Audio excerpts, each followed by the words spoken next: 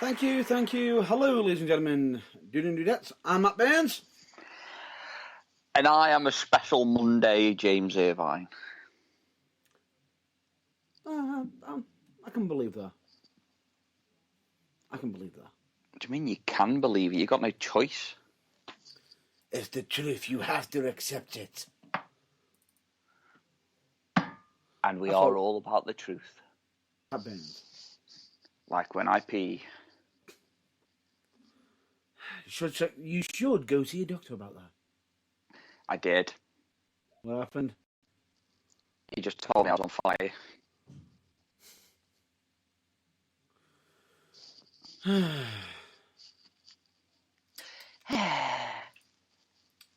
Anyway, in case if all of you might have noticed, yes, we are on a Monday. Monday. And not on our regular scheduled programming of a Sunday, which is due to a busy schedule that ended up occurring. We ended up being far busier than what we expected. Well, I did. And so did I. No, you didn't. Stop lying. How am I lying? Keep lying, Pinocchio. Uh-huh. You full know I was busy, because the fact is, I actually saw you, remember? No, you didn't. Mm-hmm. You didn't. Mm-hmm. You didn't. I'm sorry, but you kept saying I was John Cena 1 minute, and then now you're saying you can see me. I never said you were John Cena. I never said you were, Mr. Tutti Fruity Pebbles. Big fat bowl of Fruity Pebbles. But anyway, before we actually continue on with any further, would you kindly please? I shall.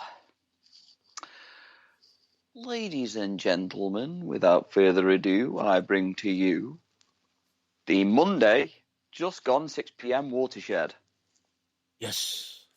So don't say fuck or bugger until I finish this. Shit, I just said it. Bugger. Oh, damn it! Fuck! Oh, bollocks. I mean, no. Shit. Ah! No!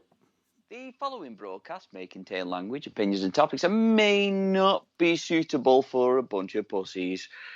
However, I do believe that Inspector Gadget is much easier on the eyes and ears.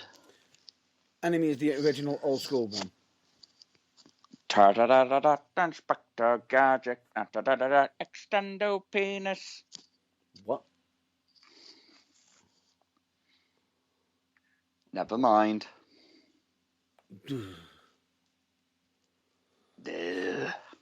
Really? Really? I'll get you, Irvine. I'll get you. Very good impression. I am actually impressed. I thought I'd just throw it in there.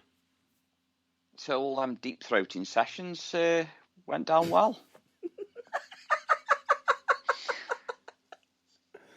I was actually expecting you to turn around and say, probably make a reference to a certain game, but never mind.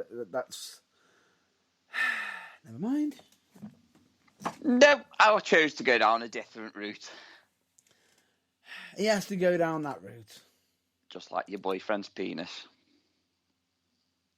Really? Really? Oh, sorry, I forgot. I'm borrowing MJF's material. I mean, the Mizzy's material. I mean... Yeah. That low-hanging fruit. Yeah. But anyway, of course, we are, in all seriousness, we are going to just put the jokes aside for a minute and just state that the burning truth is and always will be advocates and always ready to support Black Lives Matter. And we're also advocates of the hashtag speaking out. You haven't done because it in a while. we kind of like spell that one out, and I think everyone can, really, really acknowledge the fact that we had a nice little rant on that last week. So Yeah. yeah, because them hard of hearing at the back can't hear you sometimes. So yeah. But it's also nice to hear from people who listen to the message and also even give their condolences and potentially even agreed with us. Oh yes, Always nice to hear that. it's always nice. Always nice. So I will say, spank you very much. And of course, we are always in partnership and always friends of the LGBTQ plus community. God damn it! When are you going to fuck that up so I can take the piss? I thought you were going to do it this year. No. Oh wait, you already did. You already bullsed up once. No, I didn't. You have, but you're just waiting for me to do it so you can sit there saying, "See, told you, told you." No, I didn't. Mm-hmm. I Anyway, think you had me confused with yourself. no. Anyway, point being is, they all are serious matters and everything, and we do take it serious. And just case in point, as my colleague has just stated, we had the serious discussion of hashtag speaking out last week at the end of the show. And believe me when I say this, it was intended to be serious, but we are in still support of it in the sense of when it's done the right way. Yes. So, shall we get to our main content? We've got main content? Yes. I just thought that we just talked bollocks for a couple of hours. Shh. Quite spoiling it for everybody. Oh, shit. Oh, normally I'm not very good with spoilers.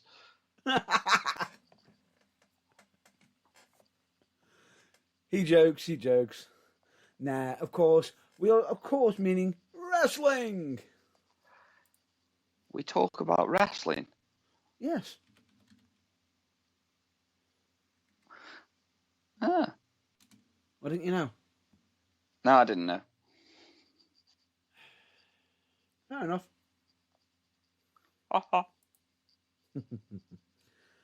Right, so is there any direction you want to go towards? I was going to tell a joke then, but no, it's too easy and it's low-hanging fruit. Okay. Well, I'm going to say it anyway. There's only one direction.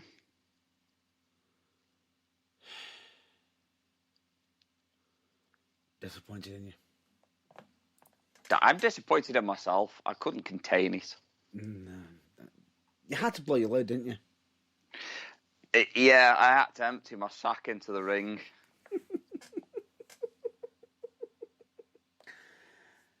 Apologies for the really, really bad innuendos, but they're going to get worse. Don't apologise to them lot. They're Wait. probably all just as dirty-minded as we are. Wait. I'm just saying it's going to get worse later on when we have to discuss a certain topic. Yes. That's where the innuendos are coming from right now. A bit like... Oh, God, no. No. Save it for later. Save it for later. Save it for later. Yes.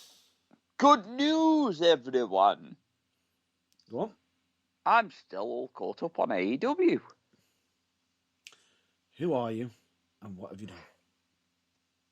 I got bored and I had a spare hour.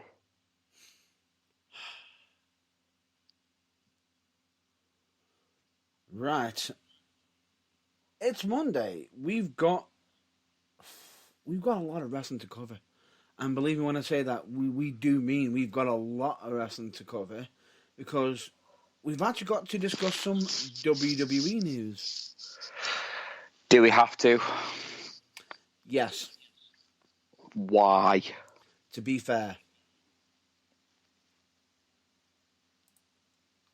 But we're not going You to be want talking... me to be fair to WWE? No. Wait. Fuck you, care. Fuck you, care. but we're not going to be discussing the actual shows because it's got nothing to do with the shows in New Zealand. Okay, come on then. Let's have it. So, in actual fact, Kevin Owens. Why did I have a feeling that you were going to go down that route? I didn't want to hear it. It's like I want to treat it like a band-aid that you need to remove. Just need to rip it off. Pretty much. A bit like Val Venus's penis. Or was that chopped liver? That's chopped liver. Even though that man's done so many rants and everything. Yes. We know. Anyway, point being is, Kevin Owens has extended his deal. He's going to be with WWE for quite some time. Said it was a easy decision. He had to do what's best for his family. Which, it's fair enough. That's understandable. Fair enough. It's just, to some degree, some people are saying, could that have been a bit hypocritical? With him saying he's basically not being able to explore what he wants to do, be creative and everything.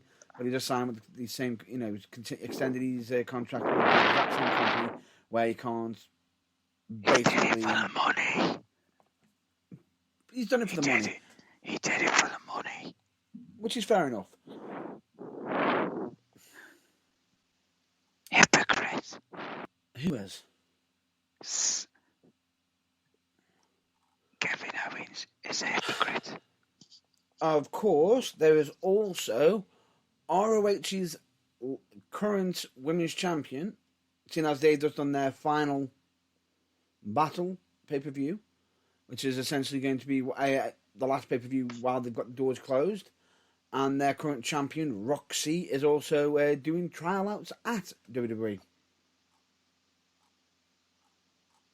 Okay. So there could be some talent going into WWE right now as well. I'm not being funny, but there couldn't possibly be anything gained from that.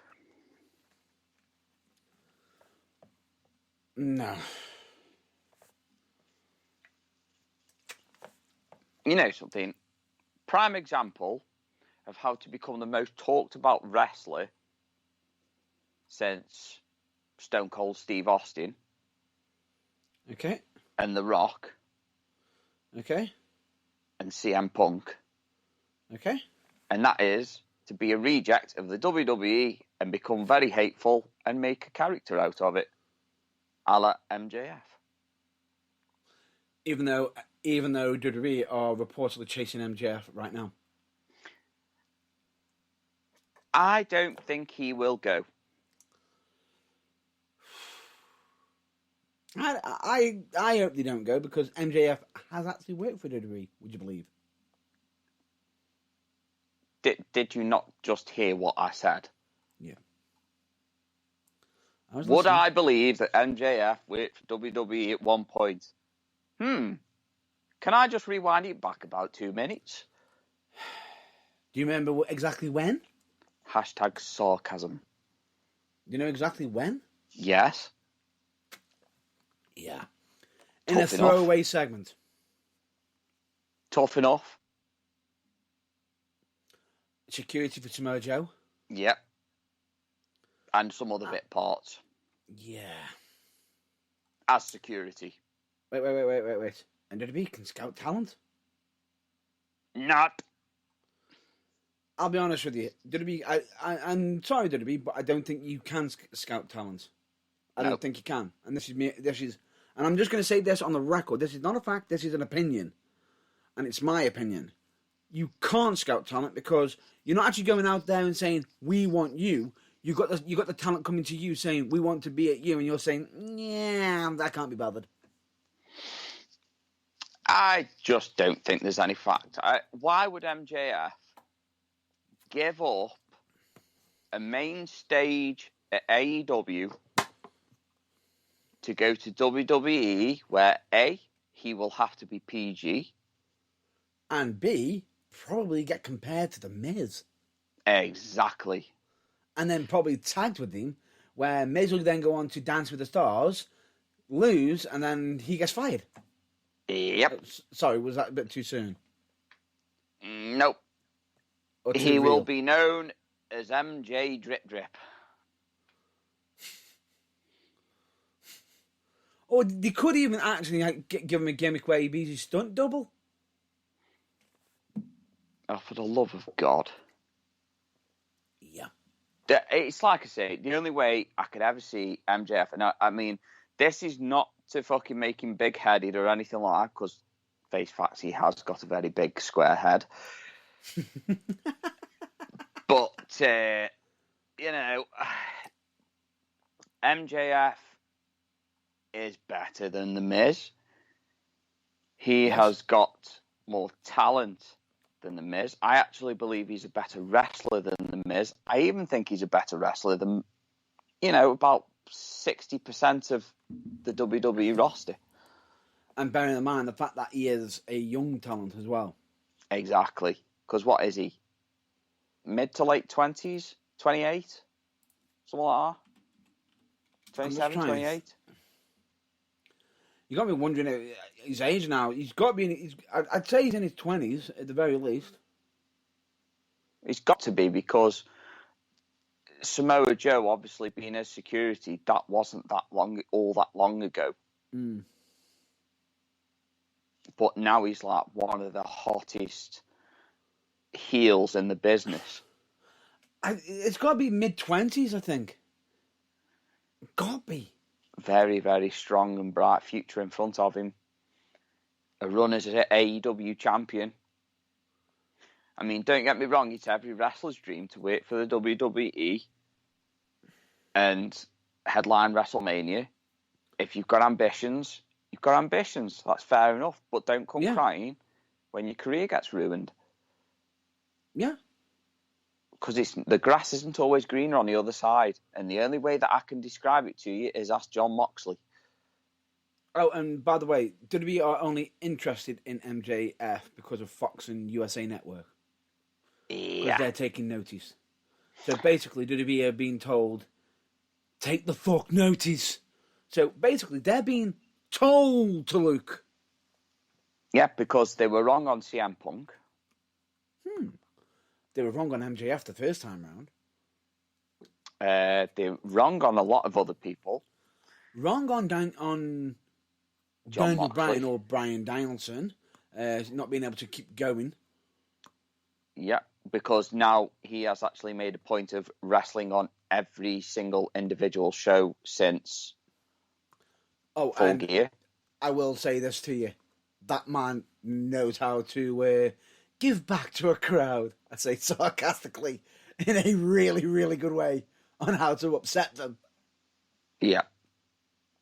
If you've seen the video. Yes. Yes. Please continue.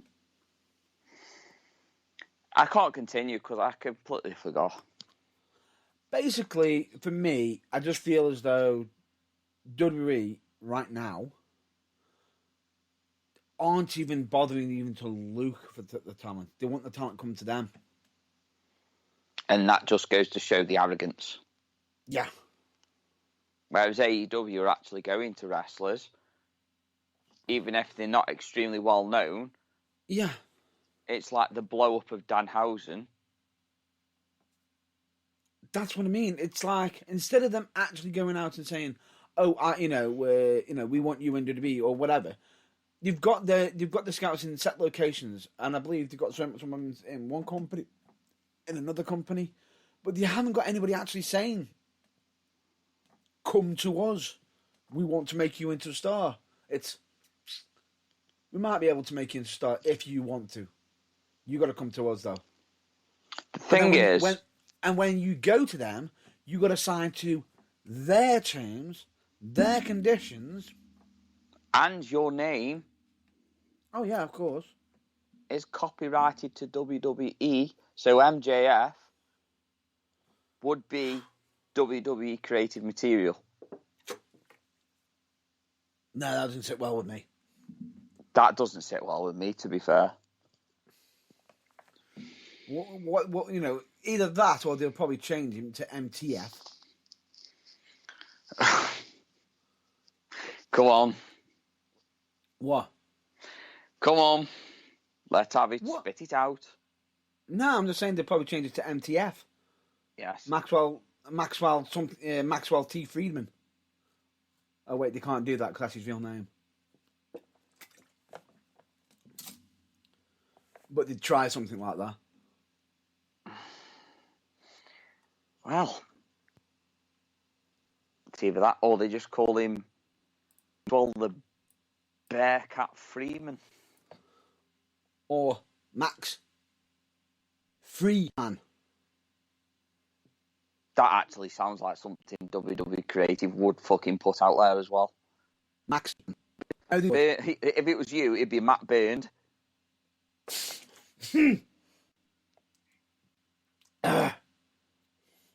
Twat. You hit me with the punchline then. Matt Burned. And that's with one T as well, probably. With them. Oh, yes.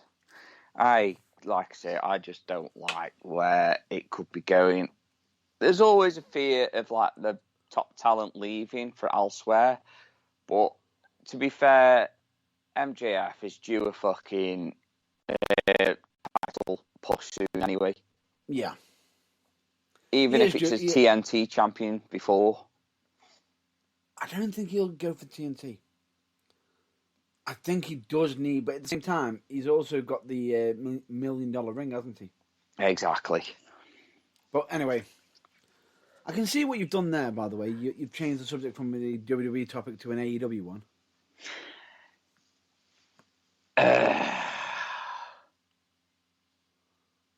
I would never ever do such a heinous act. Lies. I would never. Yeah, you would. I am not sitting here with my CM Punk t-shirt on. Now I know you are now. I am not. Lies. Wink, wink. Anyway, right. Let's get down to proper business, shall we? Monday Night Raw. Moving on. Normal service resumes. Yeah, normal service resumes and just 3 hours of bollocks. And I know I joked about the supposed day one main event for the Raw side, but fuck me. Are they going to actually add another person in beforehand? Well, it's WWE. They do what they want. But I tell you one person, they may have a Paul Heyman, but they'll never have a Dan Lambert. They might not. Did you watch SmackDown? Is that a trick question? Or is that just your stupidity showing? No. There's a reason. But if you are talking about the Roman Reigns attacking Paul Heyman, then yes. Yeah. I do get clippets and snippets, and I also saw Brock Lesnar lose his shit. So that means, ladies and gentlemen, we have a new Universal Champion. Too soon. Because bear in mind, if technically they don't have a special episode of SmackDown or a pre-recorded episode of SmackDown, that could be the go home SmackDown. And you know what WWE tradition says about on the go home episodes? What, that they want to go home? No, whoever comes out on top is definitely losing at the pay-per-view. Yeah. Yeah. So I'm praying right now for an extra episode of of SmackDown. Oh wait, no, I'm not. I'm not bothered. I was just about to say, why are you lying? I'm not lying now. That's why I just paused it. Oh wait, no, I'm not. I just don't care because you've literally you've had many years of investments, and you've let one person come in, gut your entire roster down, diminish the entire TV time, and now you've got even Triple H's baby, NXT, looking like it's just I'm WWE Light with colorables. What's next? Yep. Oh, more on that. That'll be coming soon, eventually down the road, because we want to know if when Vince McMahon does decide to retire from WWE, Nick Khan's going to be selling the company immediately.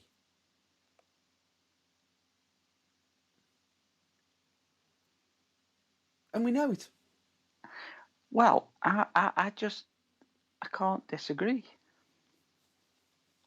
Then you've got the whole speculation of people saying, the whole Jeff Hardy situation. Oh, you mean that supposedly he was supposed to have been on fucking drugs, and yet all of a sudden he's actually fine standing with his brother Matt Hardy, declaring he's next tour. Yeah, and what else was it? He refused to go to rehab, so they sacked him on the spot. Well, if there was something wrong, why is it that they instantly went, oh, something's wrong? He went to the crowd, he wasn't well. Rehab. Oh, if you're not taking it, yeah, bye. Did anybody look into that situation? Oh, no, it doesn't matter. It's WWE, they don't care. That's how it comes across. But at the same time, I'm also going to add the flip side of it. And what Matt said, don't look into it too, look on both sides. Don't look into it too much on one side. Exactly. Because at the same time, there could be even speculation that he could have done it. But here's the thing. We won't know. Unless there was actual evidence of him actually doing something wrong. But it's not. But it doesn't look good when they just release somebody straight away, and all of a sudden he's already ready, out and about, getting ready to tour. Yeah, I was just about to say, he was even singing his own entrance song as well. Exactly. So yeah. Doesn't make sense. Doesn't make sense. Stop jumping to conclusions. Pretty much. Stop talking bollocks about something you know very little about. Oh, actually, we've got more of that a bit later on, actually. Have we? AEW. Ah, okay. Yeah. Anyway. Oh, wait, we've actually got more on WWE, actually.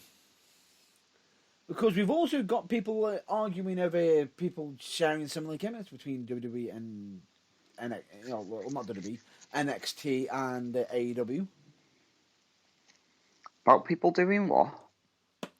Very similar gimmicks like skateboarding. Why? Who's got the same gimmick? You don't know about this one? No. So you don't know about the argument with Darby Allin? Oh, I know about the argument with Darby Allin, but what's that got to do with the same gimmick? Because they like skateboarding. That's what that whole argument is kicked off about. What? Because they both like skateboarding? Yeah. Wow. I know.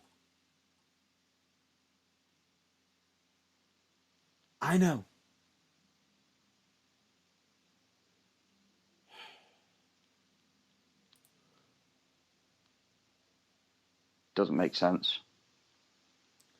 But don't you find it odd that the certain in question delete between between Darby Allin and the WWE NXT star trade shots are now deleted? Yeah, it's too late now. Everyone's screenshotted that shit. Yeah, and in case you want to know what I'm referring to, the actual NXT star would be Cora Jade. That was a name. I couldn't think of it yesterday. Yeah. I'll be honest with you. I'm not thrilled over what's been thrown out there Yeah. because this is almost like it almost feels like it's a bit of a continuation of a certain argument that well, I wouldn't say argument, a certain topic that we covered last week. Oh, you mean the said argument where people shouldn't jump to conclusions because they don't know the full story or the facts? Or the fact that a certain comment like that can actually potentially destroy careers and people's livelihoods. Yeah.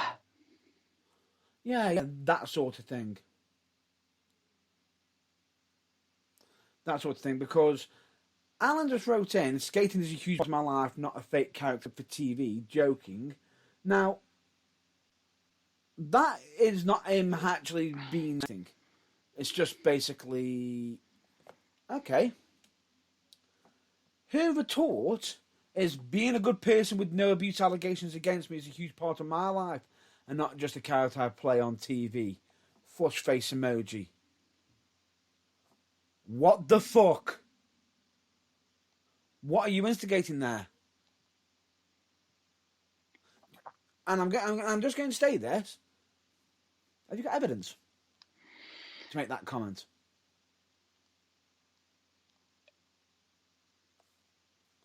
Does she have evidence to make that comment? Oh, I bet you the reason why it's deleted because there's no evidence and WWE have gone, what the fuck are you doing? Yeah. There's no evidence, and you are literally, you are pretty much setting a war between AEW and WWE because Darby Allin will say nothing happened, and she will say it did happen, but nobody will know because there's no proof. And no comments of, she's not even implying if it was her or anybody else that it's in regards to. Just throwing out, a comment like that just willy-nilly so easily. Willy-nilly. No, but the point being is, it's the topic that we're going to go back to from last week. The fact is, in the case of point, instead of sitting there saying, she could have turned on saying being a good person without being a dick is a huge part of my life. Mm. No speculation, but throwing out no abuse allegations. What are you? She's implying something. Now, if everybody jumped onto that now, immediately, what the fuck's going to happen then? Well, not being funny, but they kind of did, didn't they? Oh, yeah, they did. So, and then all of a sudden, she deletes it now. But the fact that, regardless of this, she's deleted it, she still put that little thing in people's minds. I just think that's I think that's worse than the fucking low-hanging fruit comment. I just think that's a blatant cheap shot comes across, unless there's actual evidence of that as such. And to be honest with you, if you put it out on the fact is, she's aiming that shot out on Twitter. Why the fuck are you aiming it on Twitter? Because if you just done it on Twitter and there was an actual allegation, you've probably just made it worse for whoever's it's involving, because you just blurted it out, which can actually make it, damage a case. It can damage a case. That's case damaging. It can end any cases immediately because of unfair ruling of certain information going out before it actually being proven.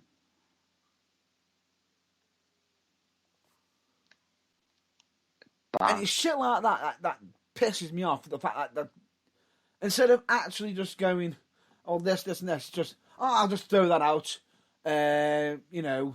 throw out an allegation so quick and easy and then just delete it after. So I haven't done it. You have heard of that, once you put it out on the internet, it stays the fuck on there. Yeah, you can't permanently delete anything off the internet anyway. No, you can't.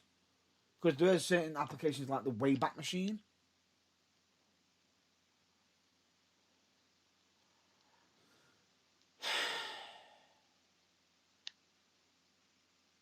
Apologies for the rant. I just about to say, are you quite finished? I'm done. I've got it out of my system. You know, I feel like it's some leftover issue from last week. Just that last bit of rage. You know that rage, fucking rage. Nah, it's point being is if an accusation is going to be thrown, don't put it out on social media. Just report it to your local authorities, and do it the right way. Do it the right way. Shall we move on? I was wondering when you were going to stop ranting about it, but yes. AEW. Yay! Shall we get the good in, or shall we get the bad out first?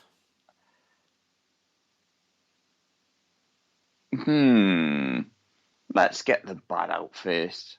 Because let's face facts, there's not much of it. No, there isn't. The current situation of Sammy Guevara. Yeah. So, Sammy Guevara has now split up with his fiancée. Mm-hmm. Even though it ended in October. Yep. He's just feeling the need now to actually make it public.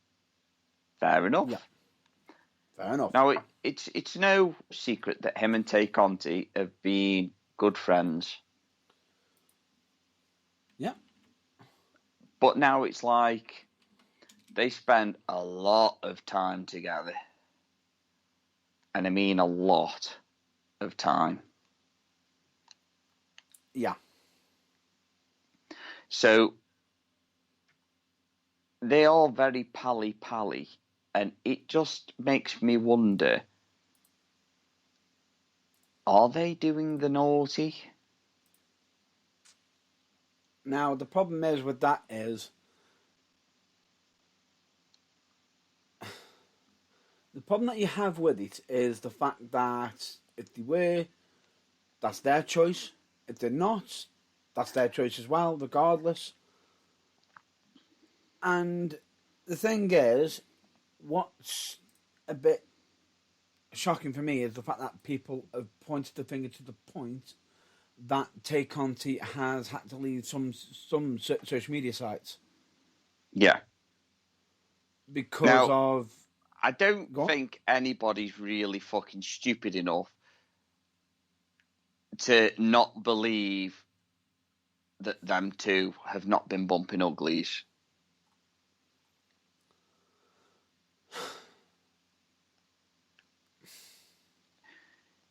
He's a good-looking guy. She's hot. Let's face facts.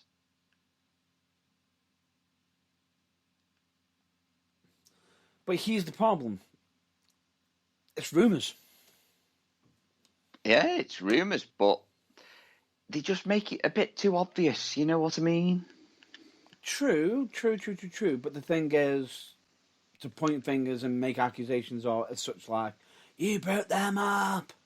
Yeah, no. And do I think that they got broken up by Tay Conti? Nah. No. It's just fucking silly.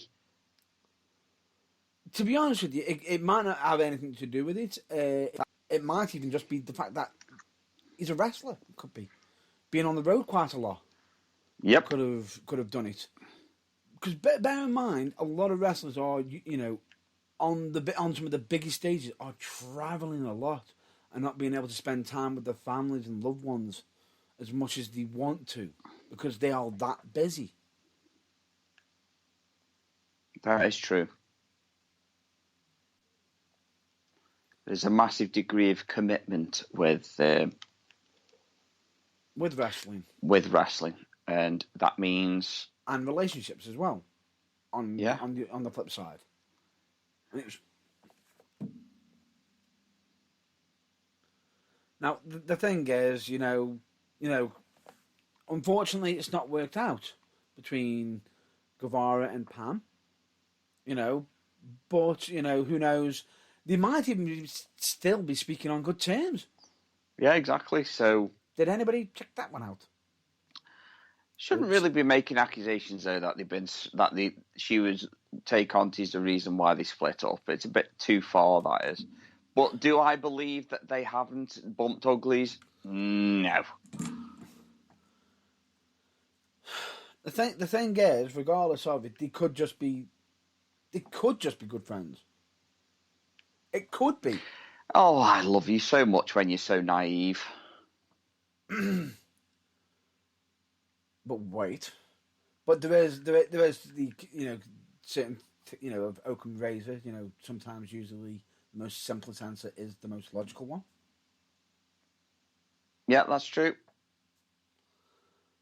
There's been naive and there's been just. There's been Matt Burns. Fuck off. I'm just saying, the thing is, in some cases, they could just be good friends. And that could be the case. Do I think it? No. I'm on the same boat as my colleague. But I don't think that's what's broke up the relationship. You could say, it probably might not have helped the situation, but at the same time might have brought something to it, brought something to light between, between Pam and Guevara. But, unless she comes out and tells us otherwise, then, I refuse to believe that she is the reason why they split up. Yeah. No, I agree with on that one, 100%. And like Matt Hardy has said on more than one occasion, no jumpy to conclusions. Get both ends of the conversation. Or better yet, don't jump to your own conclusions. Get evidence. And bearing in mind, we are just basing this on our opinions. Wait. Why am I feeling like I'm saying that a lot lately? Get evidence. Get proof. Yeah. That's But because some idiots. That's because there are idiots out there that like to think they've got a hold on people, and then turn around and say, "Oh, well, this person definitely did it, even though there's no evidence," and they refuse to believe any evidence. So I just kind of, where I sit on with that one. I sit right on the fence. Yeah, I know what you mean. And it's not like anybody else who dislikes them could do the same back. They could, but they shouldn't. They shouldn't. But anyway, the point being is, I'm just going to just put this out there and just state, it's their relationship. Leave them to it. You might not be happy with it. It might have upset you, but still, they're fucking grown-ass adults. Yeah, that's the main thing, though, isn't it? They are adults.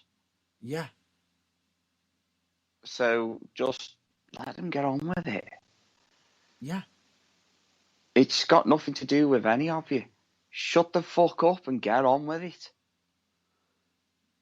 It just feels like it feels like a gossiping act. Yeah. It sounds like a he said, she said bullshit moment. And now it's all about the he said, she said bullshit. But anyway, point being is, it's just... It's annoying. It's all about the he said, she said... It's just annoying. But anyway, moving on, shall we? I'm sorry, but that was funny. I know.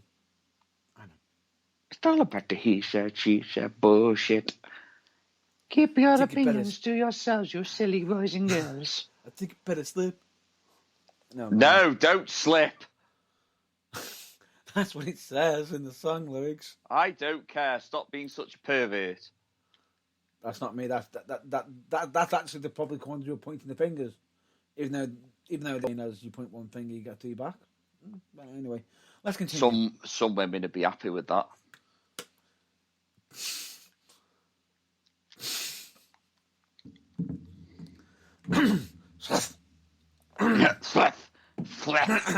Anyway, let's continue.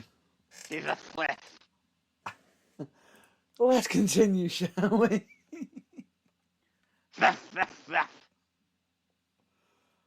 I've got a right cold. I have. Don't worry, it's not COVID. It's just a cold.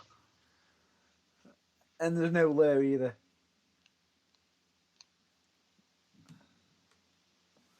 Anyway, Yeah, boy.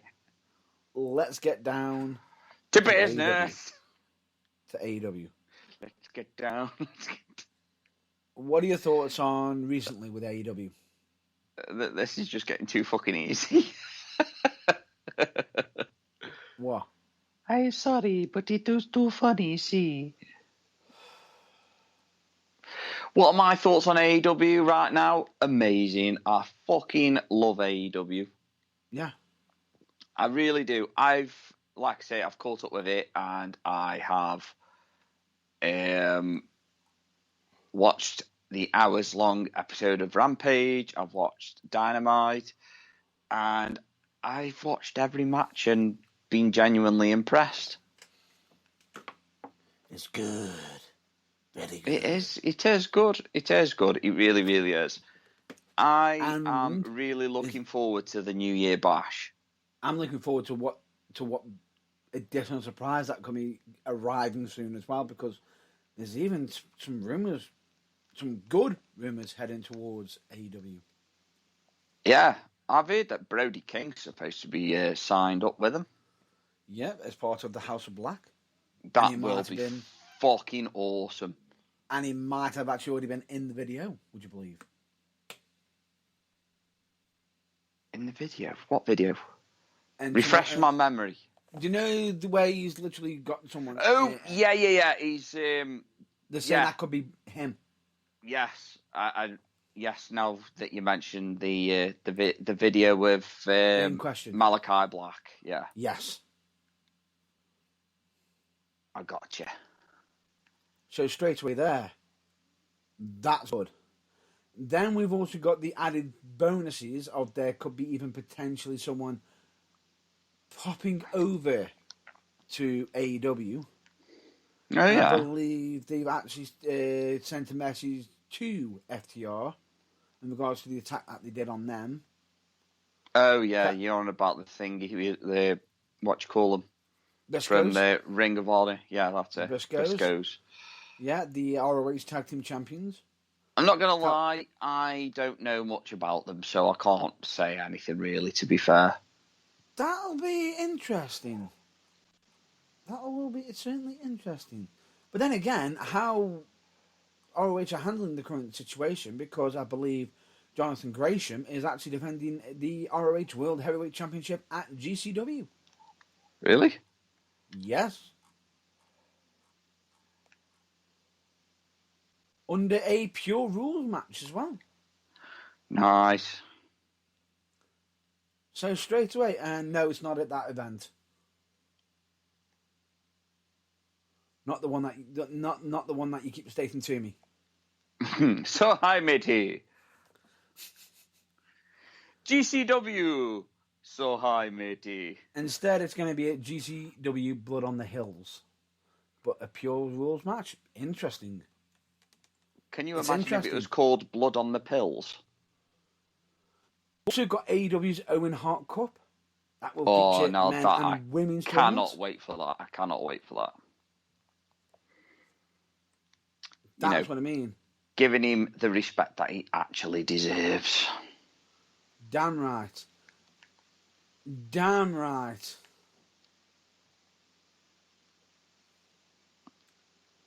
Because, Bryan Danielson, still hot commodity, even though technically he didn't win the match.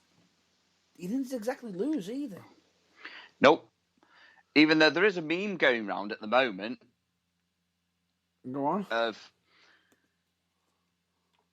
couldn't beat me in 30 minutes. Couldn't beat me in 60 minutes. Picture of Sheamus, 15 seconds. That's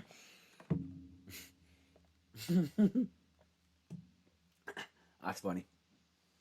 However, Daniel Bryan was so given after that event, if I'm not mistaken. Yeah. Oh, wait. He partly turned into a certain guy of giving just the fingers. Beg your pardon? He literally gave the middle fingers to the crowd. Yeah. A bit like another event I saw just recently, but we'll talk about that later. Would that be the... Oh, yes. I forgot about that one. Yeah, because that other person decided to Matt Cardona, didn't he? Fuck you, fuck you, fuck you, fuck you. Certainly did. Anyway. He certainly did. Anyway. Point being is, AEW seems to be doing a lot of things right, and the Red Hot. Oh, and the Owen Hart Cup is rumoured to be possibly starting in May. And the finals could be at AEW Double or Nothing. I'm not going to lie, I thought it would have been sooner than that, but Might still be sooner. they've done a lot right just recently, so I'm not going to question it too much. Mm-hmm. But then again, at the Holiday Bash, we've got Sammy Guevara versus Cody Rhodes. Christmas Day.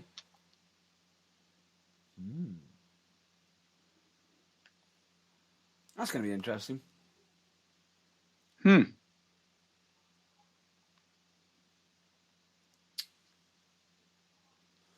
Speaking of Matt Cardona, I believe he flipped off a little kid and quit GCW.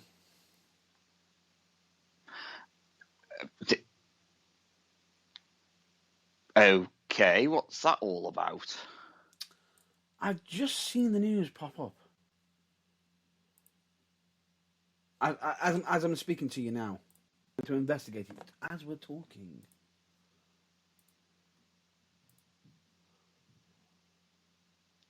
Because I believe I think it's all part of the GCW storyline potentially. He might just be continuing on with his villainous, but then again, Matt Cardona seems to be damn on fire practically lately. If I'm not mistaken. Yeah, he is.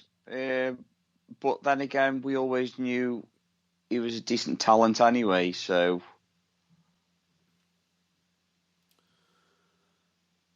From the looks of it, it looks like it's all a part of a storyline. It's all part of storyline.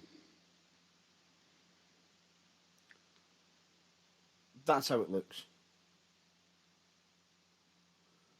Although he is taking shots at WWE, though. Well, that's hard.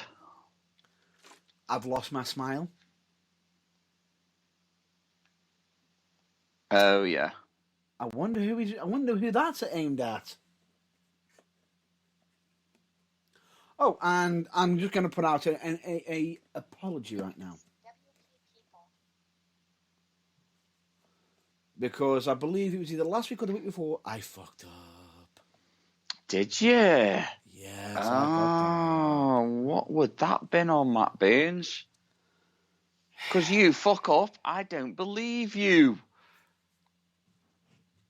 When I actually mentioned that Matt Cardona is going for the Impact World Championship, yes, I said it was between him, Moose, and Eddie Edwards. I was wrong on that third person. Why is that, Matt Burns? Because it is none other than W. Morrissey. Would that be because you jumped to conclusions? No, I just fucked up and probably just saw a certain graphic where they have actually health threats with them three. And to be honest with you, there's only so much content I can actually get stuck in my head. I am a human being, not a machine. I can fuck up.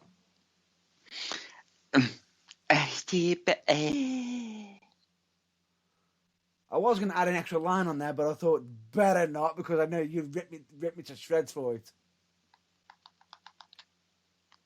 Go on. I was going to say, well, that's what Google at least says. I won't say anything. You wouldn't say anything? I won't say anything. No. Lies. Lies. Liar. Liar! That's what you're after, wasn't it? Liar. Point being is, Cardona seems to be on a bit of a hot streak because the man's doing quite well. NWA, enough said. He's at NWA, GCW. He seems, Impact Wrestling. He seems to be taking it all in his stride. Agreed? Certainly is. Anything else you want me to cover or want me to mention? Let me just think now. 60 minutes. Winter is coming.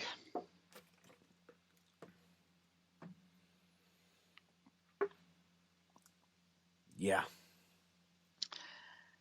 Now, if anybody wants to watch a fucking 11 out of 10 match, that is it.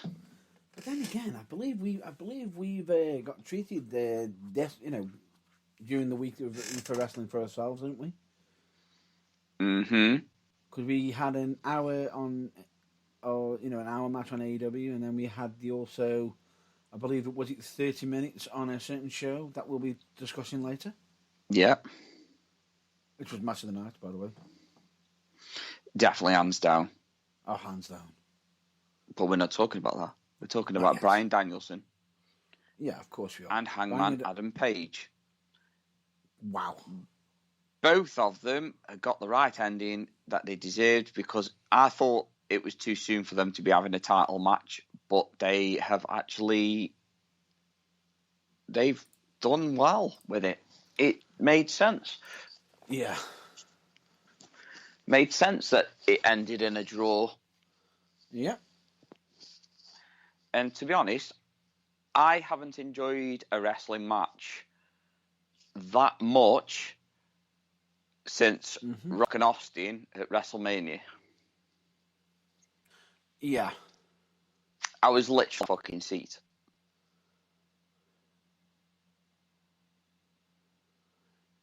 It was one of them ones where you're literally on the edge of your seat and you're like, who's winning? Who's winning? Who's winning? Who's winning? I'm everything about AEW at the minute. I'm just enjoying thoroughly, because you've got the women's matches with Penelope Ford and oh god, what's her name? Think. Tay Conti. Yeah. See, I don't know why that slipped out of my head, because even though we've already covered her name already. Exactly. It's just it's hard. Quite literally. Phrasing. So it's a C. Okay. So I just cannot wait to see what's next. Go on. No, I'm just saying I can't wait to see what's next. What are the women gonna bring to the table next? Because they've got the whole tournament still for the TBS Championship, not the Hose Championship, the TBS. Yeah, the TBS. So it just makes me wonder what's next. Well, I've also just seen another rumour that somebody who's currently on Impact could be potentially heading over to AEW at some point, because he's stating that he hasn't peaked yet. Oh, okay. None other than Jonah Rock. I believe the former Bronson Reed.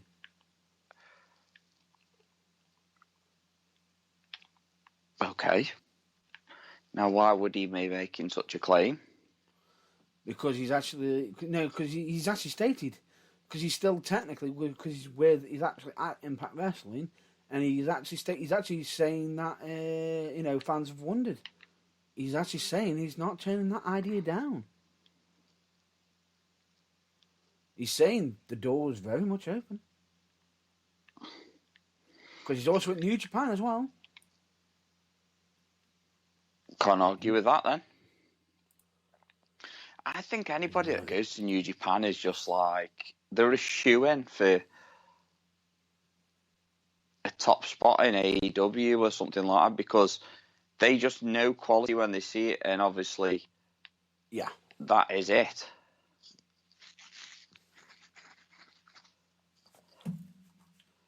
And Jonah has been absolutely a wrecking force lately.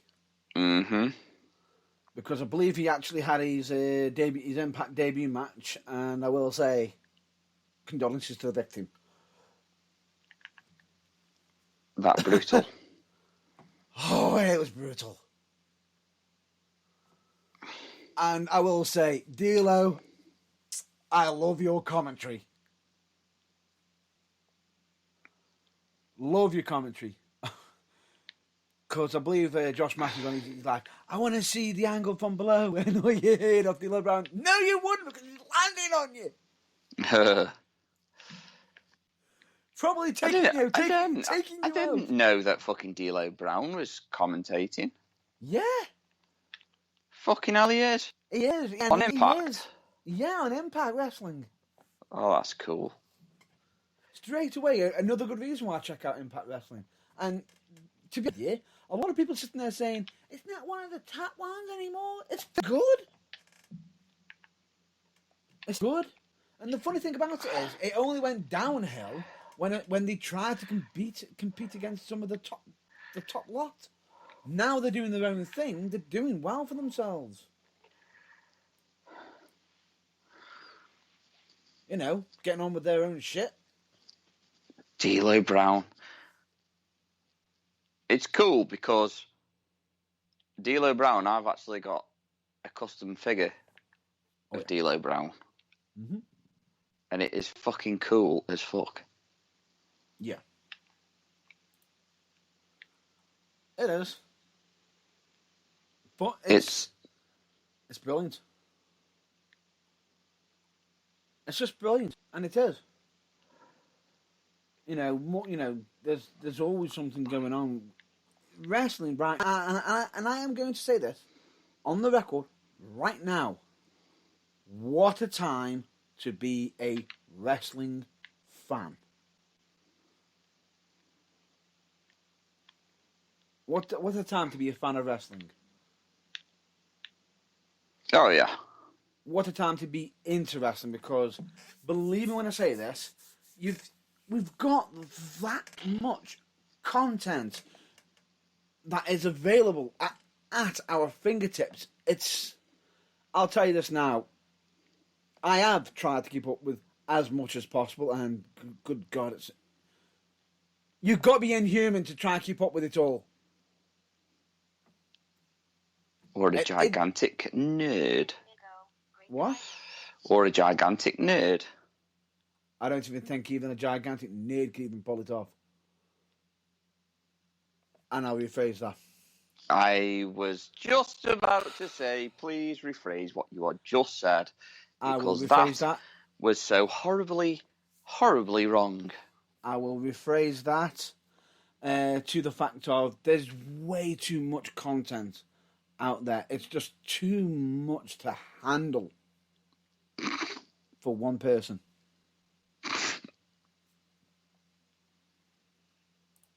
What? It's all just too much for me. And Daddy. I almost had the line then. Damn you. Well, that's what I was aiming for. I almost said the line. It's only when you added the extra bit in that just nope, snap me back out to reality.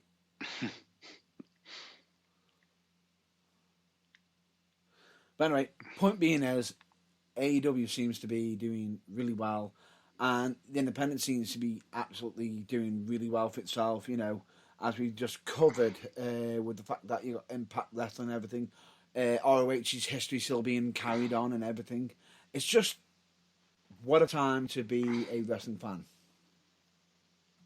It is. It's a really good time to be a wrestling fan. I wish I had this much wrestling content when I was younger. However, I've now got to bring up a bit of a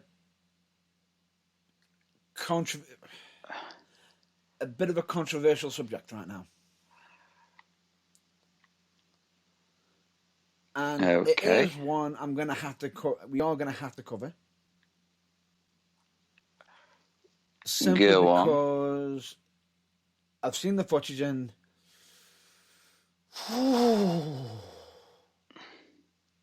the aftermath of it. I don't know what to say with it. Do you know about the Hannibal situation? Yes. Yes, I do. And wow. Yeah. It's not great, mate. You know what I mean? He's out a statement in regards to it. Would you believe?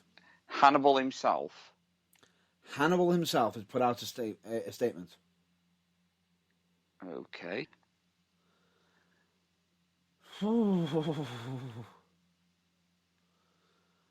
It's, to put it bluntly, I'm literally going through some of his statements and oh boy, it's not good. Okay. It's not good. Either this guy actually believes what he's saying and is fucking delusional. Which a lot of wrestlers can be. Oh, no. This guy's, from what I'm reading right now, he's fucking tapped. Because I believe the reason why this has been brought to light more so than usual is because I believe internet sensation YouTube, Wrestling with Regret, has brought this to the public's attention on a bigger scale as well. Simply because a referee has ended up being hospitalised. Yeah, it's not a good situation. And this was under the banner of World Class Pro Wrestling, which was in Texas, I believe. Now, supposedly, it was a match between Carlito and the Blood Hunter. Yeah. Which is Hannibal under the mask. His real name is actually would have been revealed, but I'm not going to mention his real name, even though he probably has mentioned it publicly. Now, it has gone on record that certain fans have been basically stating, it's all part of an angle, it's all part of an angle. I'm going to side with Wrestling with Regret on this one. It might be part of an angle or whatever you believe in. When it comes to a point of where someone's actually being physically hurt and being mutilated, there needs to be a fucking line. Yeah, a scar in his head. Reminded me of a certain scar. Yeah, he's got a... Injuries like that are not something to sit down and say, it's all part of the angle. It might have been part of the angle, but when you're mutilating or maiming somebody, or someone's having to go to the fucking hospital because of said injury, then something's gone wrong. Now it's been over a week and no apology was even supposedly even handed out. And this guy is stating basically it's not his fault because, well, he was imitating another wrestler supposedly from WCW, Kevin Sullivan, and from his understanding the company didn't have liability insurance, and supposedly they had no paramedics on site. Well, isn't that like a breach anyway? That would be a breach anyway, supposedly, so why don't you fucking report it if that's the case? Which I don't think it is the case. And if it was the case, why the fuck would you still consider doing an angle where you're piercing someone's head?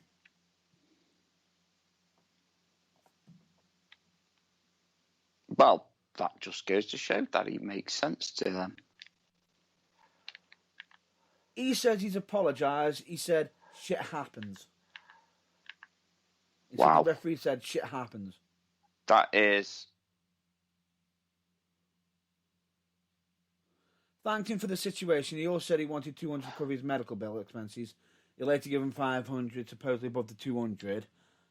I know he had more medical issues. Don't know if that's covered by the insurance, blah, blah, blah. And then saw the GoFundMe page. Or other. I've seen the footage. Yeah. That does not look like part of an act. Doesn't, does it? Makes you wonder It what he doesn't. actually said to him to piss him off. I don't think he'll ever get booked again, I don't. I think he's done. He should be done. And if someone is booking that guy, fuck me. I'll say this, and I'm going to say this. I've seen the video evidence. Unless someone can show me some other evidence to say why that attack was justified, which regardless of it, there is no fucking justification to do an attack like that, because that's downright, outright assault. Yeah, notice that we're stating the fact of, we would like to see evidence. Yes, which seems like to be a reoccurring fucking theme lately. Yep. Right? Unless you've got, additional evidence that you can present to me, which I highly doubt you can justify why, oh, here's the evidence for why he stabbed him in the head. Which I highly doubt. There's no reason. There's none. You look at that footage and it's damning. So as I've said, we've seen the footage. The evidence is there. The evidence is clear. And unless they can turn around and say, unless it's some TV show trickery or something, and you can prove it, and if it is some TV trickery, damn, you're in the wrong business. But I highly doubt it. I highly doubt it. Because the footage that we've seen wasn't from a hard camera. It's from fan footage. That's all I'm going to say on that subject. Shall we move on? Yeah, it is bad. That's the only time I am going to cover that topic. From the matters, you can read his version of it, or what my side of the story. You can. You're entitled to it. That's fine. Like Matt already says, read both sides of the story. Me personally, don't believe an iota. Although I understand that some wrestling businesses aren't always upfront with certain things, and some people can also be full of bullshit. Some people, you say? Yes. Because I have been to shows where certain things have said, you can't do this, you can't do that, and then we then find out certain details after, which were quickly reported after, when it was found out. But that's for, that could be a story for just, for another time. But genuinely, in this case, I don't believe the attack was just meant to be staged. It went far across that line into territory that should never, ever happen in wrestling. Yeah, when it becomes too fucking real. When it becomes too real and someone's life could be very well... And the scary thing about it is, that guy can potentially even have more danger, because as he's going under the knife, he's also got to be aware of potentially other illnesses, other dangerous things, other, Because unfortunately, as I'm about to just point out, the Jimmy Ray situation, case in point. Yeah. Because unfortunately, he ended up losing his life from the situation that he ended up going through. And his wasn't even through anybody else's attack, or being attacked or anything. His is just through an illness, had an operation, caught something, and it just got worse.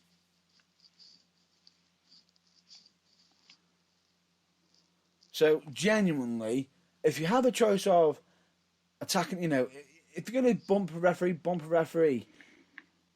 Oh, I'm the blood hunter. I'm going to jab this knife into your head. No, let's not do that. It's got nothing to do with being a blood hunter if you're just being a cunt. No, you're just basically to make a name for yourself or going into town for yourself.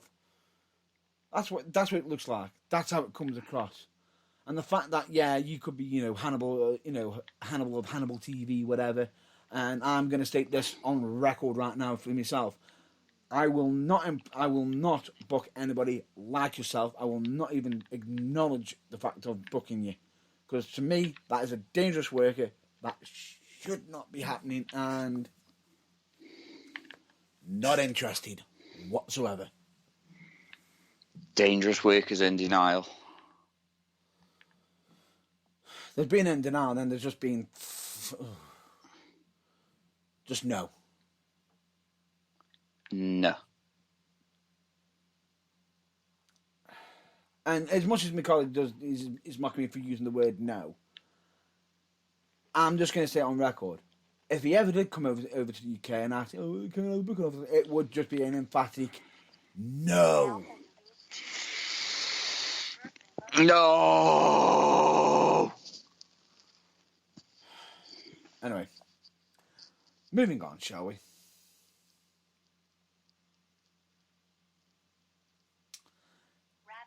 Anything you want to move on to? Yeah, let's finish off on PWL. Yeah, it sounds like you got Google on in the background. No, that would be my remote control talking to me. Oh, is it time you want to put Google on? Unless Google has got a thingy with Sony, I don't think so. You never know. You never know with technology these days. No.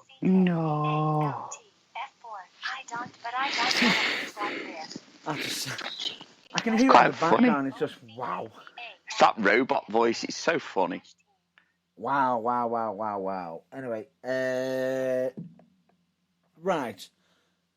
Let's get down to some local wrestling, shall we? Oh, I thought you'd never ask.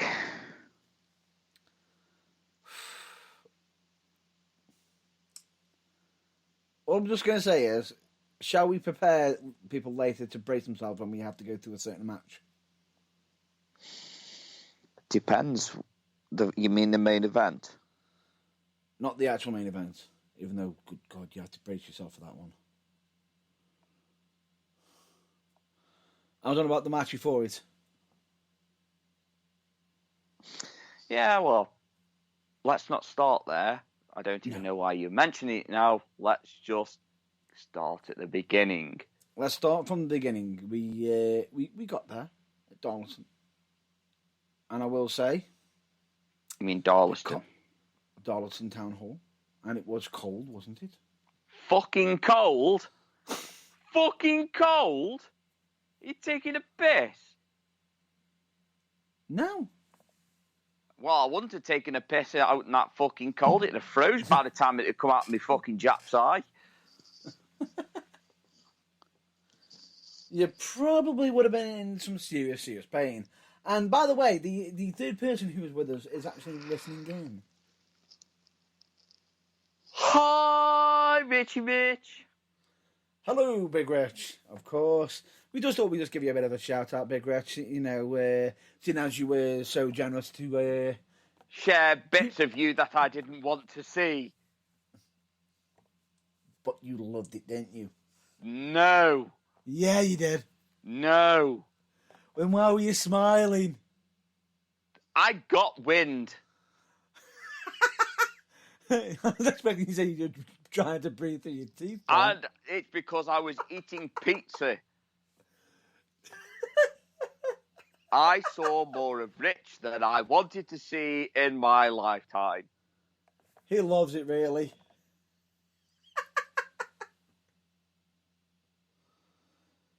But anyway. Why, Rich? Why would you do that? Why would you do such a heinous act? Because he loves you. It's, It wouldn't have been so bad if you hadn't turned your headlights on when you did. Main beam. It was like, well, it's a full moon tonight. Illumination. Wow. Oh. No, but genuinely, he was the one who actually got us who actually pre-booked the tickets for us. So, thank you very much, Big Rich. It was actually, how do we say? We got there, and I will say I did like how they got the seating arrangements. Certain practicing some social distancing between certain who was arriving with whom. Yeah. It was nice. Yeah. Anything else you'd like to add on, before we get to some of the matches? I really can't get out of my head Rich's arse. Although we did have one fan who just didn't know when to fucking shut the fuck up. That wasn't even a fan. That was just a pillock. Yeah, didn't even realise, he come by himself, fair enough. That's his choice. His choice, but to sit there while somebody else is having a conversation with a group, I'll just interrupt. I'm not being funny, but it won't be the first time or the last time that he will be coming alone. All by himself.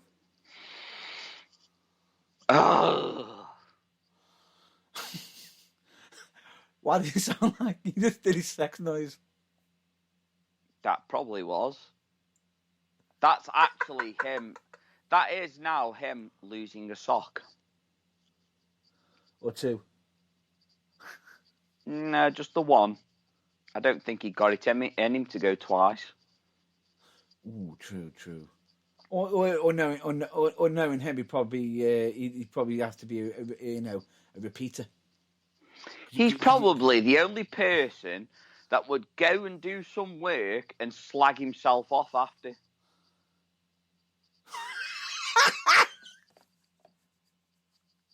No fucking wank job that was. Who fucking did that? Well, I believe you did. Well, you fucking wank. Oh my God, what the fucking hell have we got? I mean, don't get me wrong. Sometimes you do get the odd people who are there, like they're not a full shilling. No, they're not I'm a just going full to say this. shilling. I know sometimes we can be a bit negative even towards WWE, but my God! Oh, my, he was negative to everyone. Even himself. I've got a new gimmick for him. Mr. Negative. I have a new gimmick for you too, Mr. Burns. Uh-oh. Seymour Segal.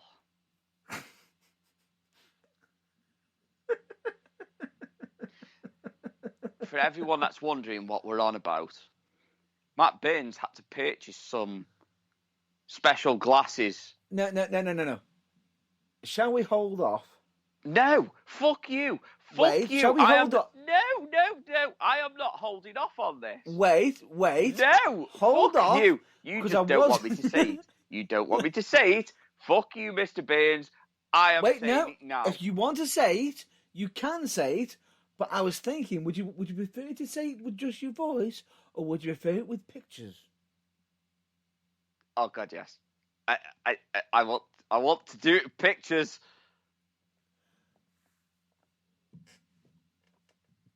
Ah, screw it, just say it, and we'll do the pictures anyway. Because to be honest with you, when it was mentioned to me, ask Irvine what my reaction was. Now, credit goes to Angus James for pointing this out. No shit.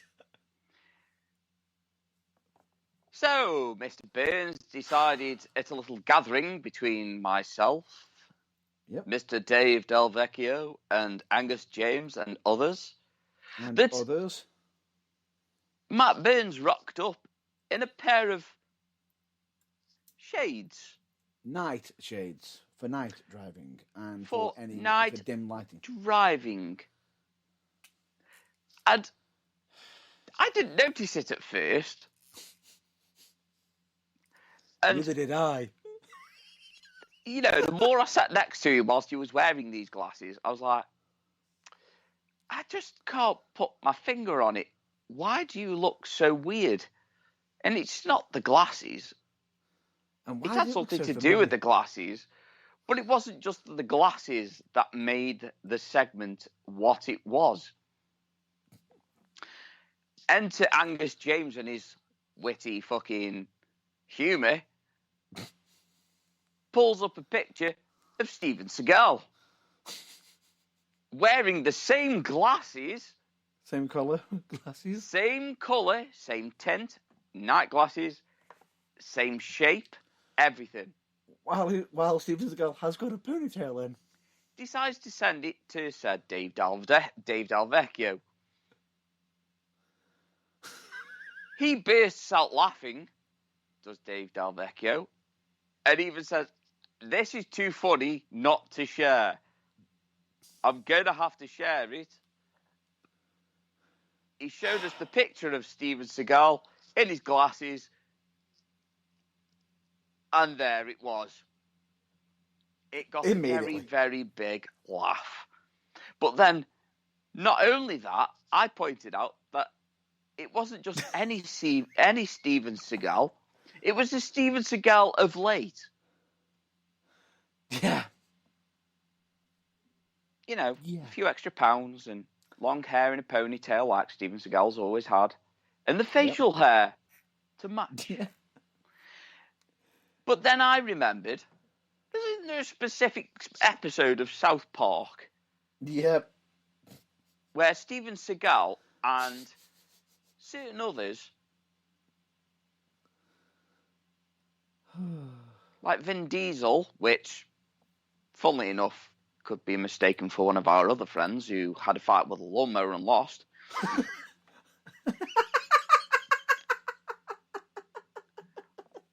All he had to do was game say I am Groot. But I pointed out that episode, and lo and behold, Angus James already had it on his phone.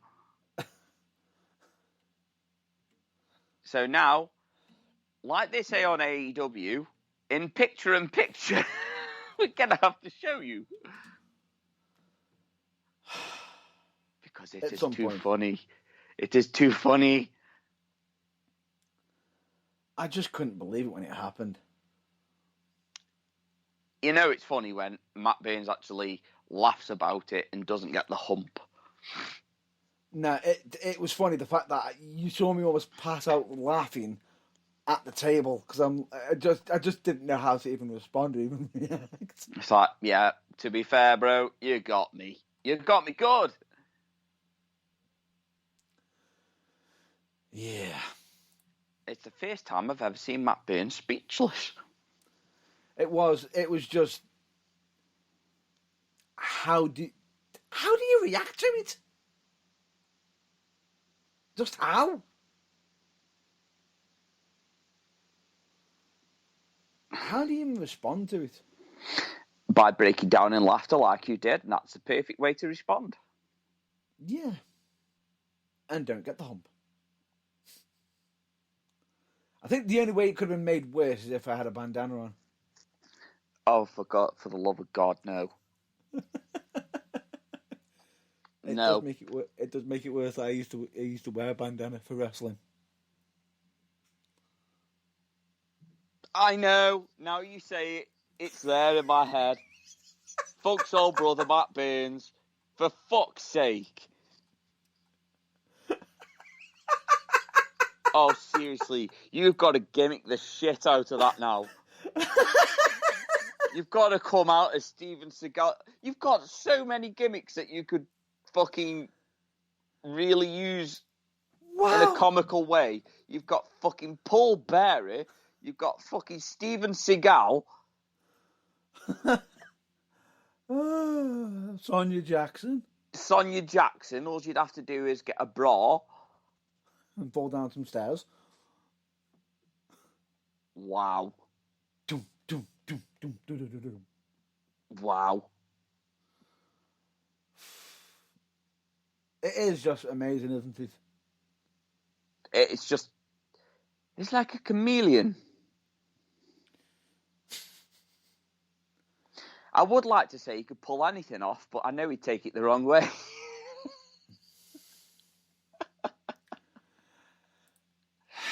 Come on, anyway, we need to get through this PWL show, otherwise the pub's going to be fucking closed.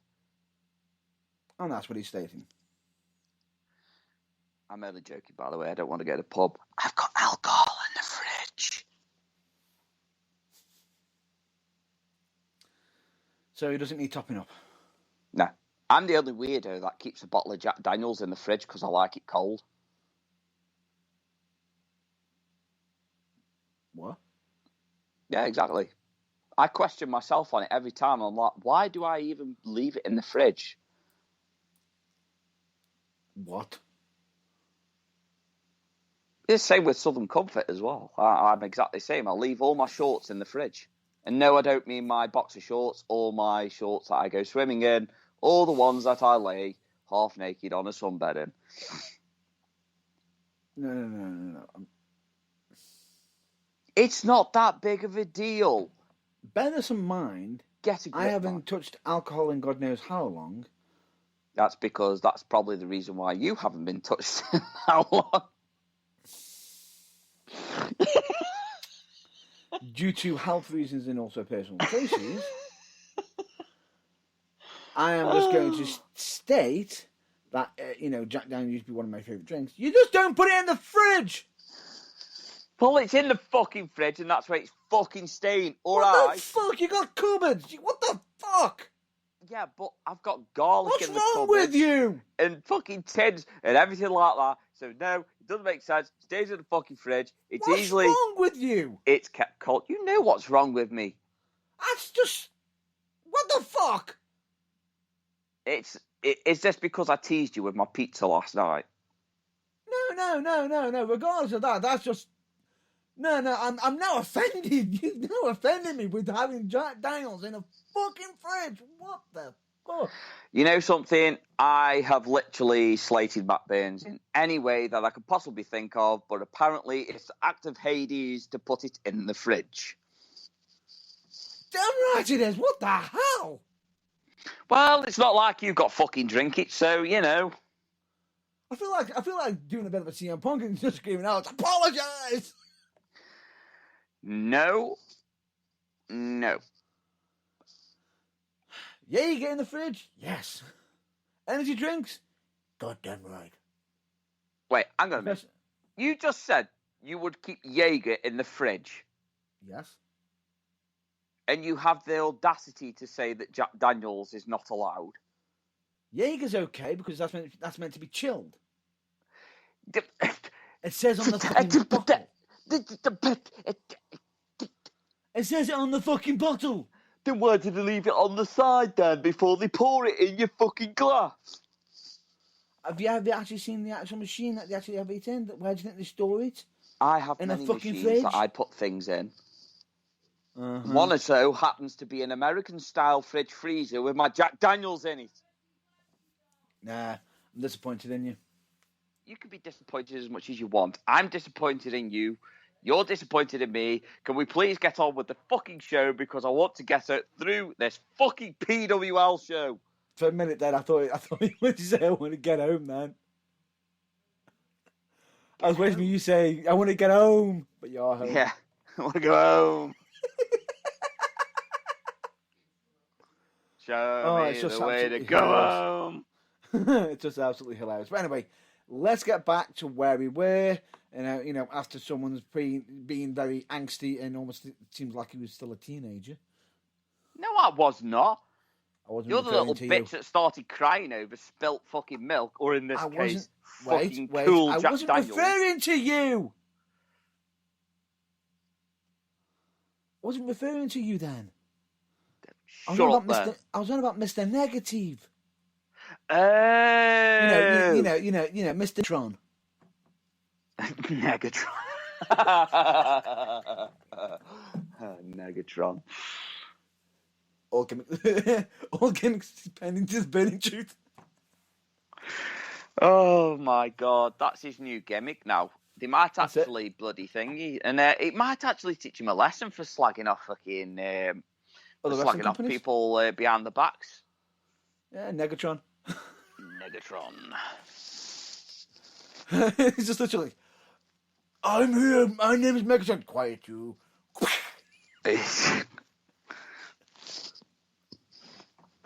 Anyway, Oh dear. let's get down to business on PWL. Yes. Would you care to start us off? Yes. Pre-show. What the hell was that?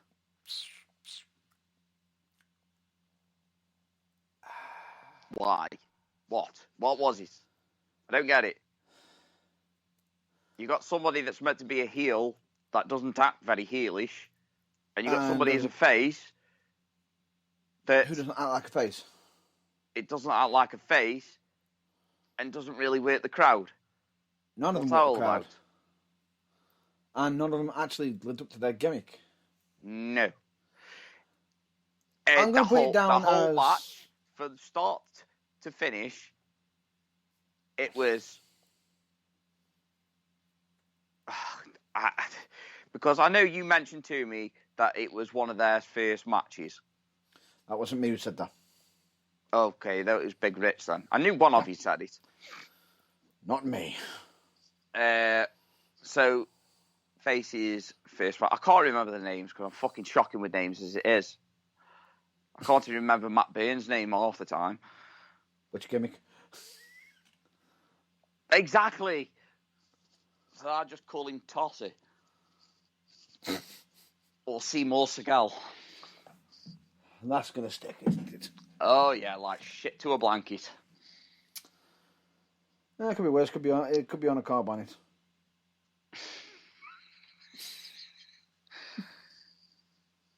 I didn't think it'd be long until that come up. That's what she said. Damn it! I'm holding that one in. So yeah. Anyway. I've just put money in the jar. Don't worry. Yeah, just put your dick in your mouth a minute. Mind you, you'd still be able to talk around that, wouldn't you?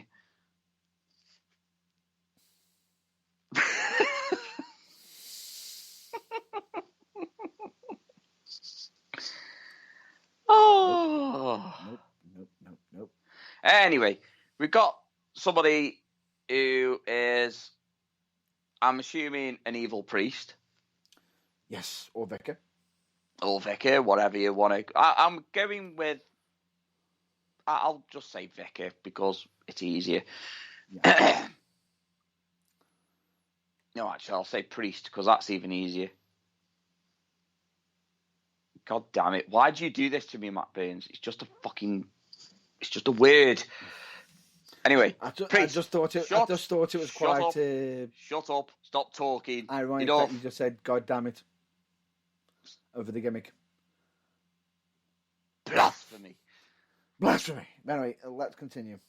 Anyway, there's so much that can be done with that gimmick. It's it unreal. It's you've only got to think of Reverend Devon? Yeah, Deacon Reverend Batista? Devon.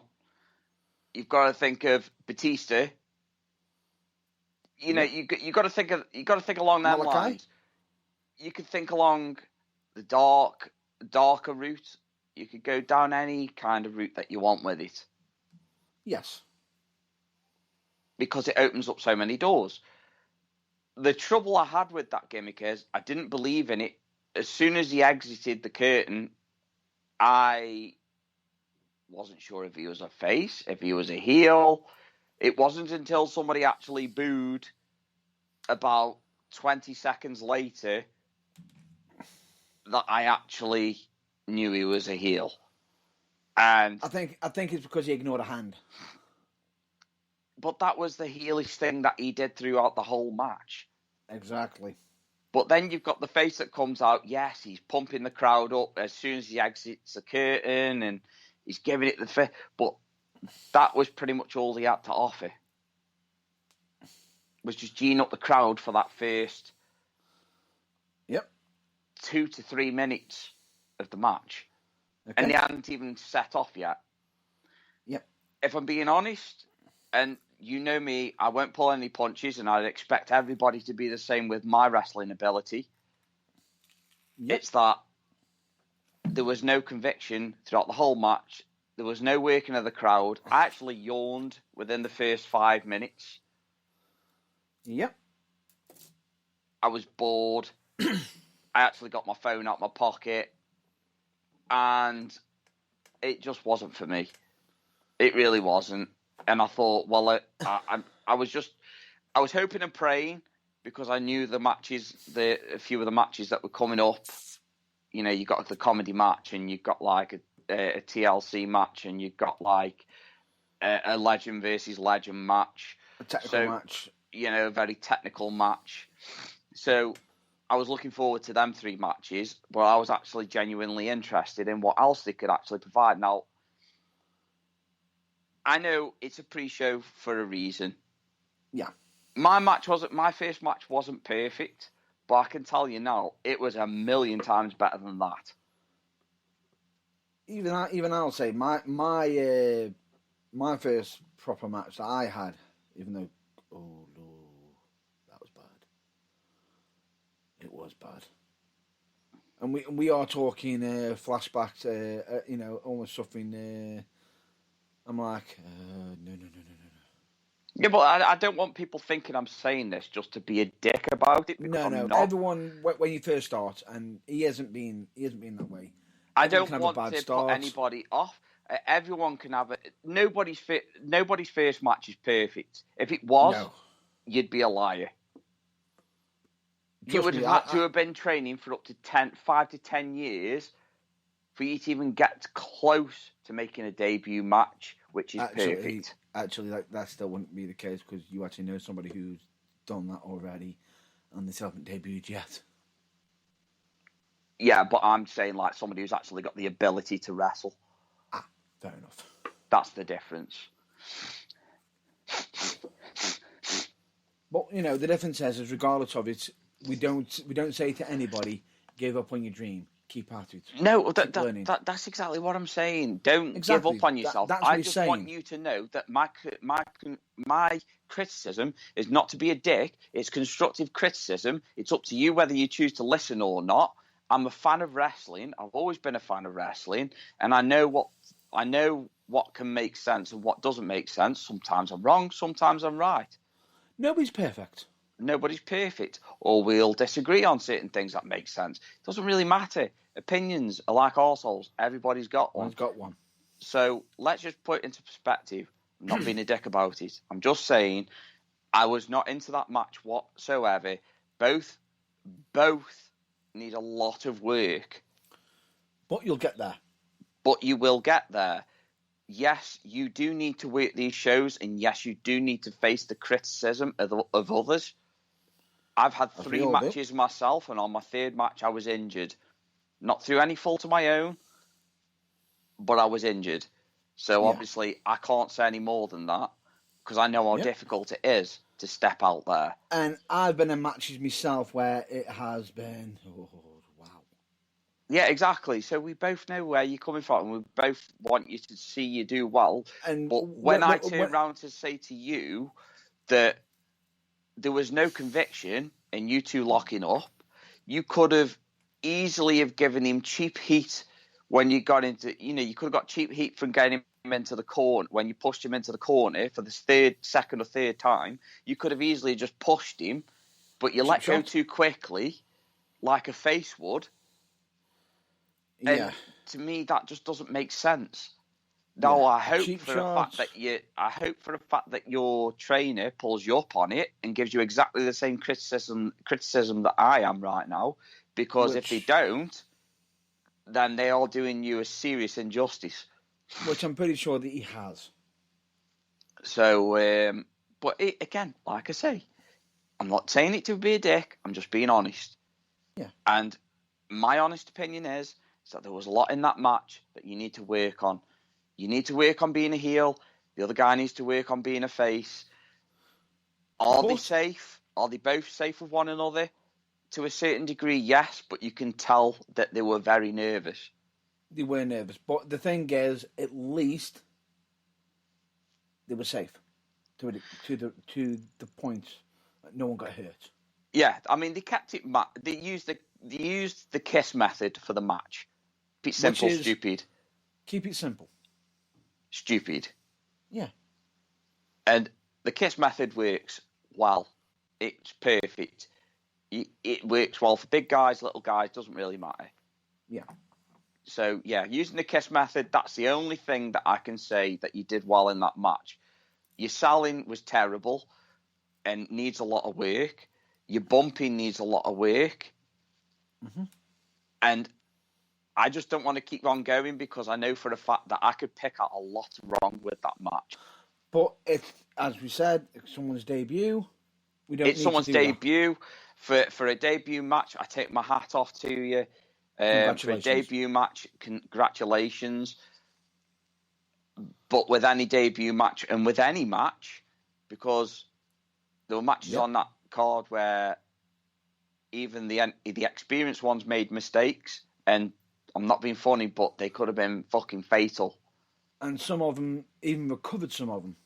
Yeah, exactly. So really well.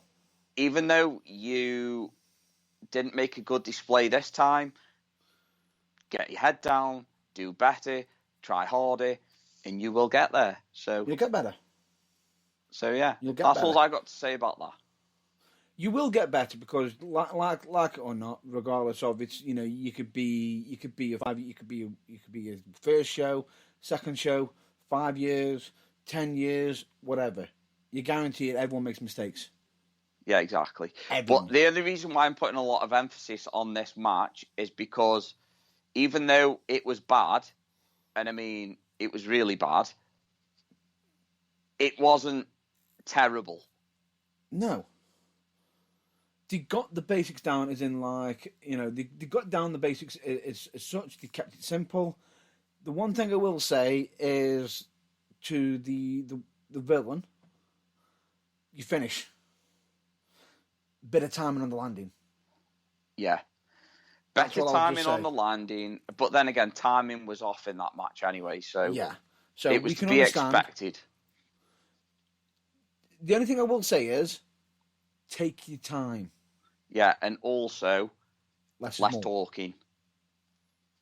Less is more. Less talking. If you're going to talk, don't do it near the ropes. Yeah. But anyway, I only want to put emphasis on that match is because it's a debut match, and whether they listen in or not, I'm not really bothered. But if you do, fair enough. If you can use our feedback creatively. If you ever want any feedback offers, general or even just private feedback, messages. Obviously, we're not pointing fingers who they are, but at the end of the day, you want feedback, just ask. But like I say, I want to move on now because we're rambling. Yeah, please do. So, the opening match of the main show. Yes. Fatal 4-Way. Yes. I was happy with that. From start to finish, it was solid. It was a good match. It's everything I wanted to see. The only thing that I really didn't want to see was the same move that gave me my injury. So it kind of made me feel a bit sick, if I'm being honest. But it's going to happen. I can't expect people to understand. Because when I saw him go up and he was being pinned, I was like, shit, no, don't do it. Please, for the love of God, don't do it. Admittedly, as soon as it was happening, what's the first thing that happened? What's the first thing I did? You just wanted any reason to touch me, as per usual. No, I did not. I just literally just wanted... Mate, it was... I didn't expect that myself. I didn't. And I want to make sure you were okay. That's all. Yeah, well, you did. Yeah. That's it. That's all it was. But yeah. Like I say, solid match. Really enjoyed it. But I can't really pick any fault with it, if I'm being honest. It was pretty much spot on. Yeah. I mean, a fatal four-way and a triple threat are like some of the hardest matches to work. Yeah, and props to Eddie Nermit. I mean Eddie Woods, because god damn that bruise on his arm. Did you actually see that? Yes, Mr. Burns, I did see it because I was standing next to you. No. After the show. Yes, I was standing next to you. That wasn't me. When he showed you his arm, I was standing next to you. You weren't standing next to me. Well, maybe you should look a bit harder then, because I think you find I was. You were actually with Big Rich. Yes, that was after. Anyway, the match in question that you're referring to, which was the heavyweight challenge phase 4, which was Johnny Thunder, Adam Idol, Cal Silver, and Eddie Woods. Yes. Yeah. Great opener. That's it. Shall we move on? Ka-ching! Moving on. Would you care to mention the next match? Oh, what was the next match? Was it the women's or the junior championship? I can't remember. Or am I off? Women's on match. That one? Body bag match. Body bag match. Solid match. Really enjoyed it. You know for a fact I've got a pet hate for a certain thing, and that is people who are related to the promoter or married or whatever to the promoter and actually getting titles. That's one of my pet hates. But from what I saw, that was actually gained on merit. And you know what? Congratulations. I really enjoyed it. Thank you very much. Yeah, really good match. Normally you could sit there and say that's normally a pet hate, but it's not a pet hate when the actual person actually puts in the hard work and dedication and puts in and makes it and they make it a good match. Yeah, exactly. So I really enjoyed that. And to be fair, you don't see many body bag matches, especially not that I've seen anyway. That's the first one I've seen on the UK myself in person. Well, there we go then. It's a Matt Burns first, everybody. He's broke his fucking cherry. He's popped his cherry. I'm pretty sure you did as well. That wasn't my cherry, my friend. That was not my cherry. And in case you won't know who was involved in the match, it was Jade Knight and Elise. Yeah, it was really good. I genuinely enjoyed it. Like I say, both knew how to work the crowd. Both knew how to be safe. Both got the characters across and put in a solid performance. Like I say, when I go into a match, I go into it with an open mind. Yeah. I don't go into it thinking, "Oh, it's gonna be shit," because I don't. Well, what's the point in going then if you're gonna think like that? Exactly. There's no point in going. I would rather criticise something on what it has been rather than what it might be. Because you could be doing a disservice then. Yeah, exactly. And to be honest, to say that was a bad match or to point any fault in it would be a genuine disservice. Yeah, I'd agree with that. And I would, because both of them literally threw everything into it. And as soon as the match started, straight into it, showing, the animosity between them as well. It was great. So good storytelling. And the segment as well between, I really, really enjoyed, was the Miss spinning heel kick segment. Yes. Really enjoyed that because you only see that mainly in men's matches. Yeah, you do. And you don't see it very often. So when you do, it's like, it's pretty cool. You know what I mean? It's like it's good to see. It's like them street performers. You know what I mean? Yeah, and it was done nicely as well. Yeah, so it wasn't overdone. Yeah, no, it's not like it was like a proper master against someone who's learning it either. Yeah, exactly. Oh, that was another thing I just want to point out about the first match as well, the opening match. Not the pre-show. Pre-show. Go on. Too many body slams. Yeah, we'd seen 2 already. We didn't need to see another. Yeah, that's fine. That's my pet hate with CM Punk. So, if CM Punk's getting criticism from me, then you know what I mean. Yeah. It wasn't the same person that did the body slams, but it doesn't matter. I've already seen one. I don't want to, if you're doing like trying to best one another, that's fair enough. But other than that, make sure to fit it in part of the story.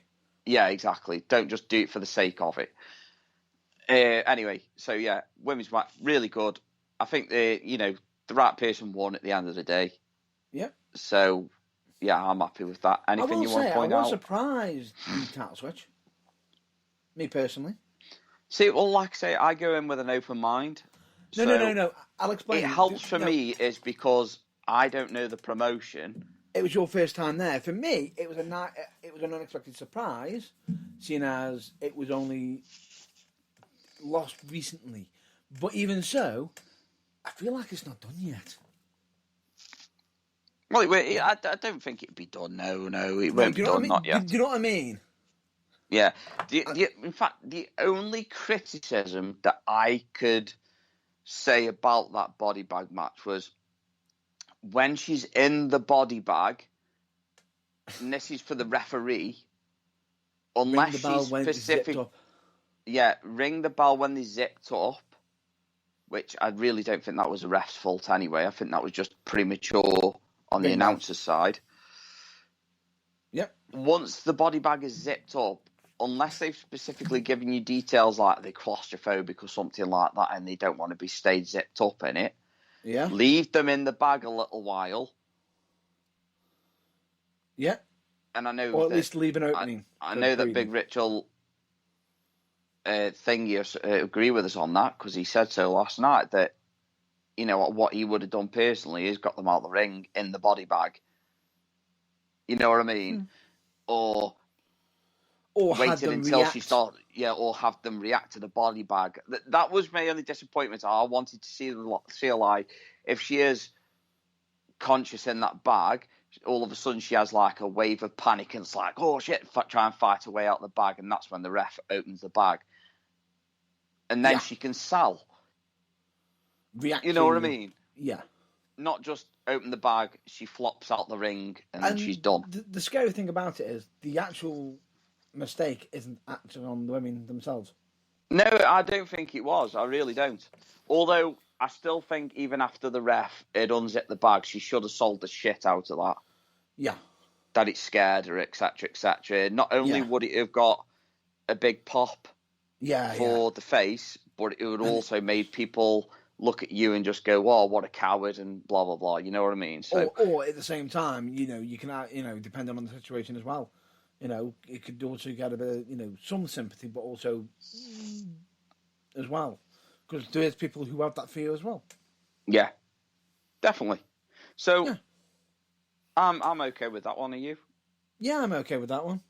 What about the next match? Was that the junior title match? Scramble. Yes. Now, this is where I'm not happy. There was too much time for them to do too much damage to one another. And that was very telling with the moves that were being performed and with quite a few of them being very unsafe.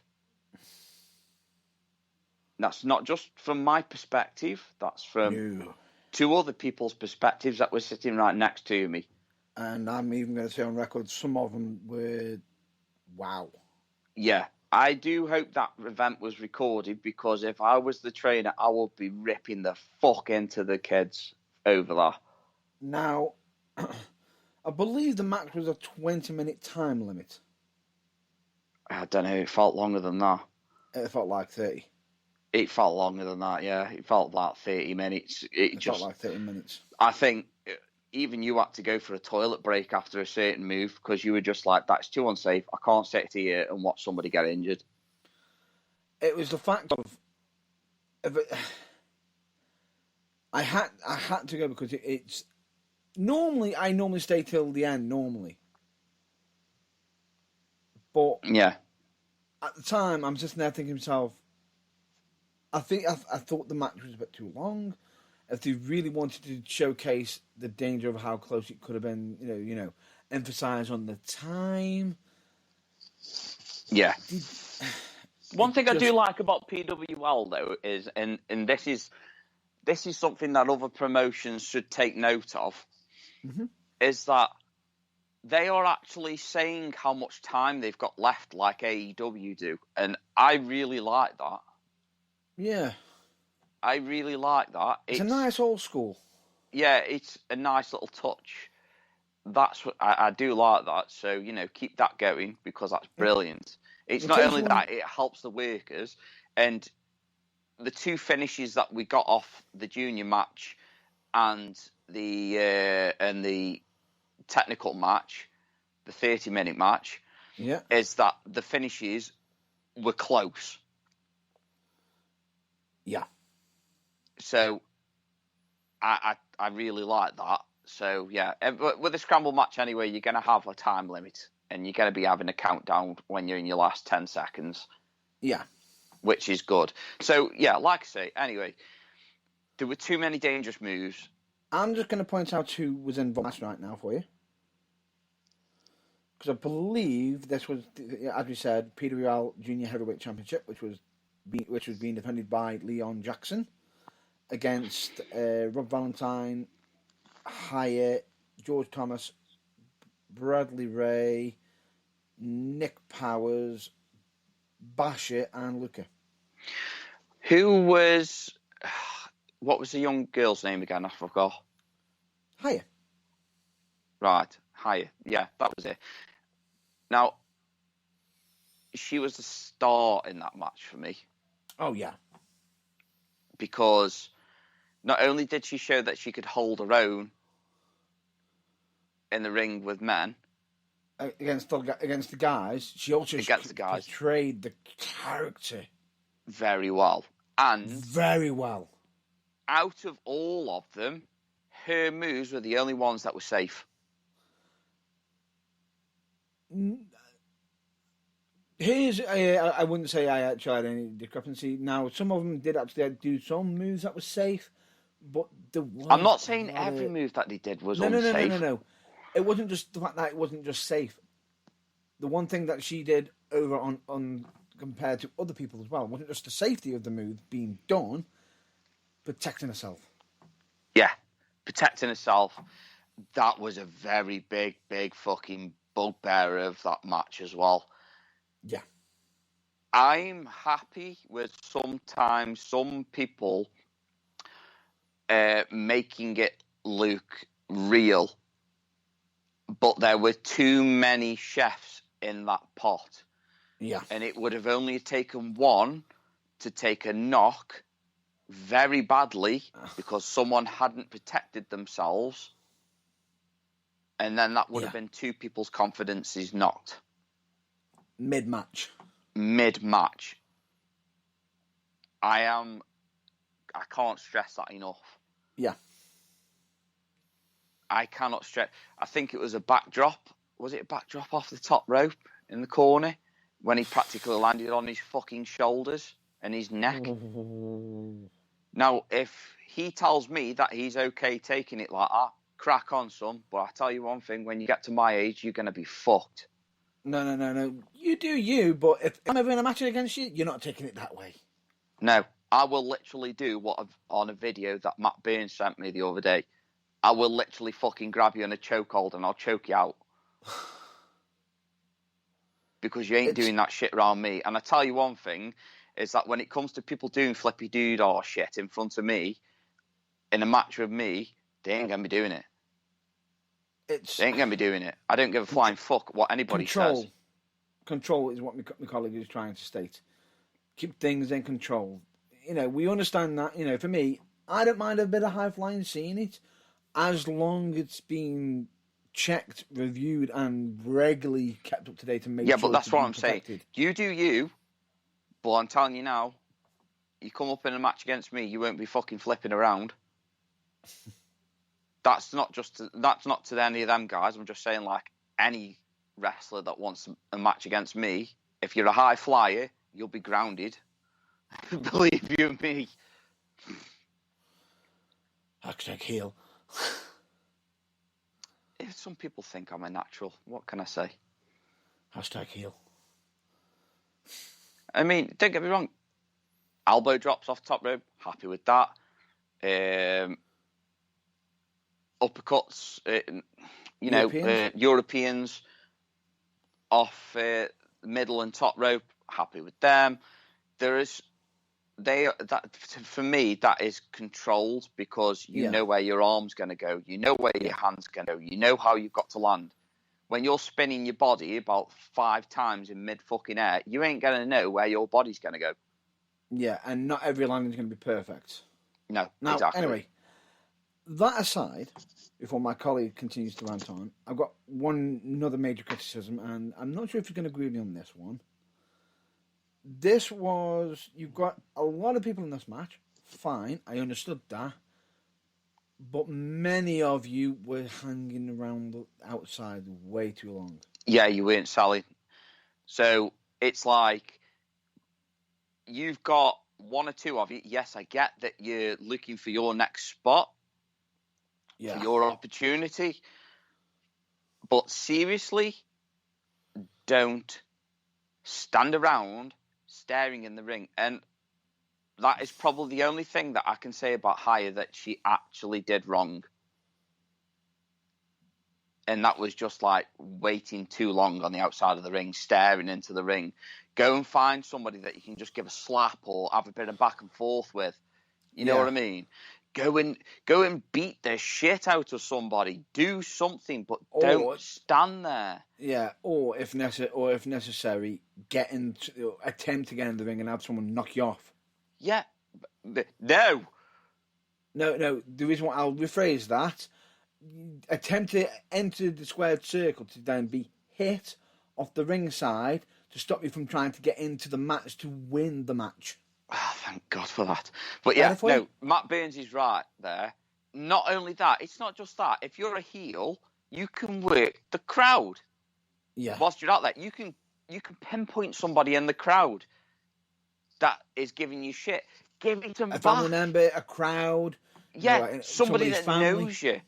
You know, give them shit. Give them a reason why you are standing round. Don't just stand there gulping at the ring. It doesn't make sense. It doesn't. It doesn't make sense. And I'm not even going to do the fucking voice either because it really riles me up. Yeah. Okay. It's like, it's one of them things. It doesn't make sense. Don't do it. You're just making yourself look stupid. Be believable. Be you. Be your character. If you're a heel, be an arsehole. Point somebody out, whether it's a family member or a friend or just somebody that you know you're going to get a reaction out of. Give them some shit. Or find another character who's a face. Give them a fucking slap. Give them a chop. Give them a punch. When it comes to your turn, you don't have to overdo it. All you got to do, hit them once, pander to the crowd, and if it's still not your turn, hit them again. I mean, come on. Am I asking for much? Yeah. Nah, I'm just joking. Nah, I just want to say, fuck you, Matt Burns, because when I get you in the fucking ring, I'm going to bring the hammer down, you fucking bitch. Excuse me? Rephrase, please. No, I'm going to bring the hammer down, baby. You wish, boy. You wish. I do wish. I dream every night. That's why I wake up with sticky sheets. You can dream all you want. Speaking of sticky sheets, unless you want me to fucking carry on with that one, I'd shut your cake hole. Mm-hmm. Mm-hmm. You want to go down that road? Carb on it, boy? Yeah, that's fine with me, mate. Or shall we start going down certain exclusive driving areas? Can do if you want. Anyway,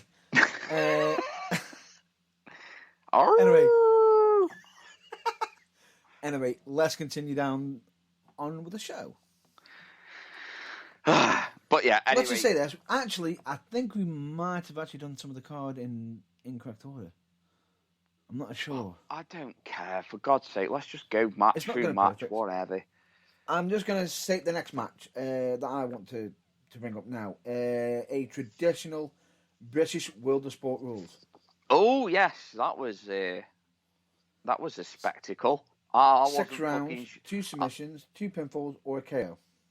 I wasn't sure if he actually managed to scrape his balls and then rub it in his eyes, because that looked very wrong to me. That wasn't that. That was from his hair. It wasn't. He had his hands down his fucking dungarees. I'm in denial here. Please leave me alone. He had his hands down his I'm in denial. Please leave me alone. Circling with his fucking snooker balls. Leave me alone. I'm in denial. I hope that wasn't Vaseline down there. I'm in denial. Oh my God. I need an adult. I am an adult. Oh, I think if he screamed that out, if James Terry screamed that out, I would have laughed my head off. Oh, don't. But yeah, traditional World of Sport rules. Really, really love a bit of that. Yeah, Scrubber Daly, who is a World of Sport legend. Yep.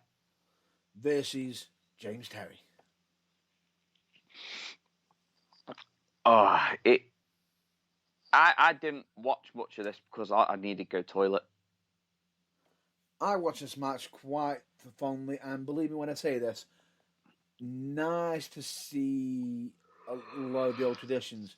Now, the weird thing about it is, in them days of the World of Sport days, would you believe that the referee didn't slap the mat during them days? I would believe it. They literally just brought out 1, 2, 3, but doing it with, showcasing, the counting with their fingers. And I'm trying to word this correctly without it sounding dodgy. But all the rules were really full. I thought it was a nice touch, even though it was actually a slip-up. Would you believe it? Go on. I think the idea being I think there was meant to be a kick just before the bell rang for one of the rounds. Yeah. For James Terry to kick Scrubber Daly, but the bell rung just before the kick. And the person who was in charge, who was the actual commissioner, the Sarge, literally on the fly just goes, he's going to have to give a public warning to James Terry because he kicked after the bell. Yes, I did see that bit, yeah. No, I did think that was a nice touch. That was definitely on the fly, that was. You could tell that was on the fly, easily. But it was done so nice. Yes, it was done nicely, and, it was just... the right reaction as well. Yeah. It actually gave sympathy to the babyface. It did. Especially, he was like, whoa, he's been picking on, he's been doing this, and everything's like, well, I'm sorry, rules is rules. We've got to follow them. But then you got Scrubber Daly being the villainous heel that he is. Yeah, they don't call him a scrubber for no reason.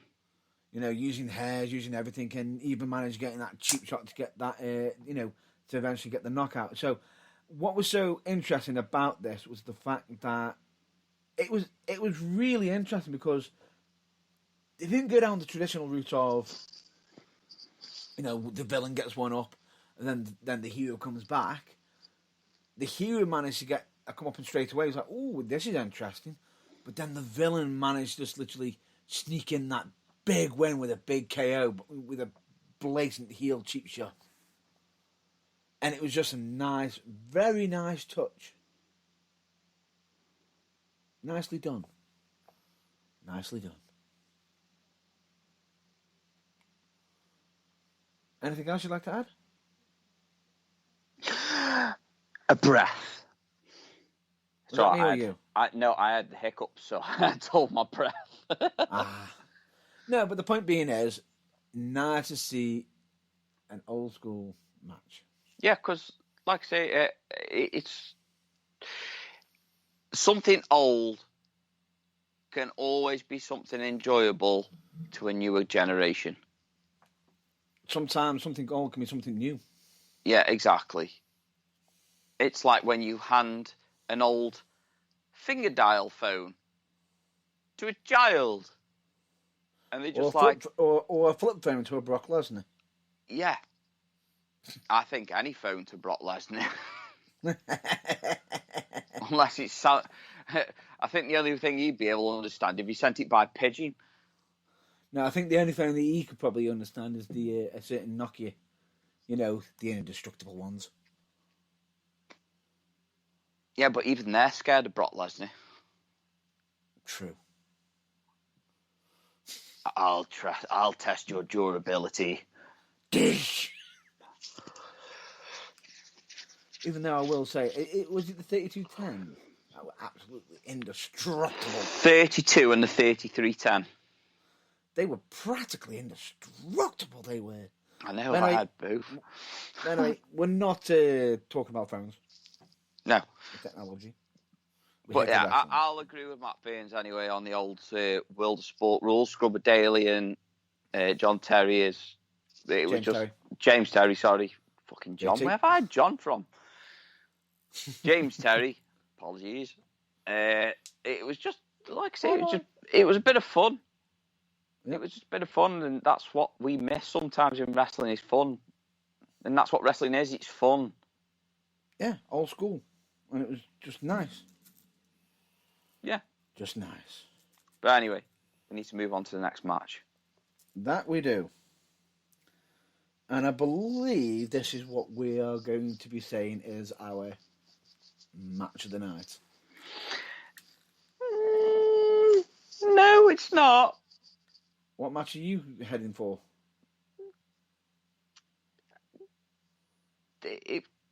No, if you do it in order, the match of the night was before it. No, we were doing it in order. I thought we were saving that match and the fucking main event till last. Okay, that's fine. We'll save that then. This is what happens when we wing it, folks. Yeah, we just don't know which direction we're going in. There's no script. The burning truth like a box of chocolates, Jenny. You never know what you're gonna get. Don't butcher that line. It's too late. I've already done it. What did you say? Doesn't matter. Doesn't matter. Life was or life is? Luke, I want to talk about Santa emptying his sack into a ring. Right. How do I explain this? I've made a little bit of a headway into it. How do we explain this one? I'll let you... Right. The name I would have given it, me personally, would have been... Secret Santa match. Yes. That would have been a better explanation, even though technically it was a fans' vote match. And unfortunately, they didn't have enough barbed wire to cover whatever someone put in. And barbed wire massacre matches don't count. Hells no. All I could say is that it wasn't described like that. What was it? I believe a Santa's sack match. It was a Santa's sack match. And the winner... And in the match, you'd have to empty Santa's... You had to I can't even finish the line! Am I right in saying that it was something along the lines that they got to empty them into the ring before they could pin them or something like that? I can't remember. The exact words were, they get to empty Santa's sack in the middle of the ring. Yes, that was it. It's a special match where they get to empty Santa's sacks in the middle of the ring. I thought this was meant to be a kids' show. It was. We were sat at the back in hysterics. whilst everyone mother with their child was literally holding their hands over their ears. And also looking back at us going, really? Yes, you childish bastards. Or not being funny, when he pulled a hammer out of Santa's sack, that was it then. You lost me. Dropping the hammer time. Hammer time, wet floor sign, must have been moist. Brushes that were sweeping the nation. They've made a mess of his ring. And then even pulling crackers. Oh my God. When they were pulling each other's crackers, oh my God. And then on top of that, one of them decides to put on a crown. Yeah.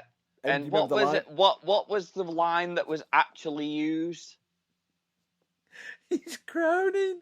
Oh my God. He is crowning in the ring.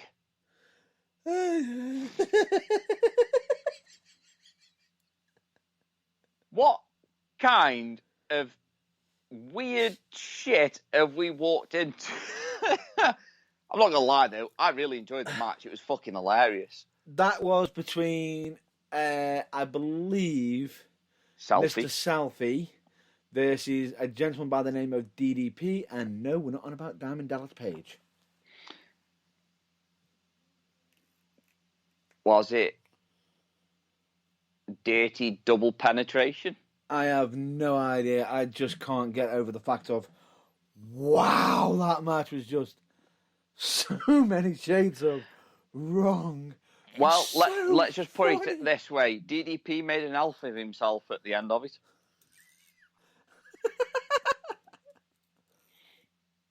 Wow. It was a fun match. I really enjoyed that one. That was just enough for me to top it off. Watching an old World of Sport Rules fucking 1v1 match, and then you get to see a comedy match like that. Where that was just pure genius. was it a choke slam or a power bomb onto that box, that cardboard box? I think it was possibly a World's Strongest Slam. Was it World's Strongest Slam? I was sure it was power bomb. Oh no, that was the power bombs in the final match. Yeah, that's later. Oh God, when we saw him turn the box upside down, we were like, that's actually a hard cardboard box. That's gonna fucking suck. You sicko! And it's like, Jesus Christ. I think the only way they could have made that even worse is if they decided to invite gummy bears into the ring. Yeah. And if you notice, no, we're not saying this. We're not going to say Lego. All I'm going to say is, with Santa's sacks being emptied in the ring, I'm surprised that they weren't a combination of cream and glazed fillings. Oh, I believe there was also some tinsel as well. Oh yes, he got choked by his tinsel. Could have been worse. Could have been schnitzel. Why? The tone was already lowered enough in that match. Why would you bring it down anymore? I've been around you too much. Any excuse. Damn right. Oh. It was just absolutely crazy enough. It didn't have to be a technical masterclass, but for the comedy, it hits all the right areas.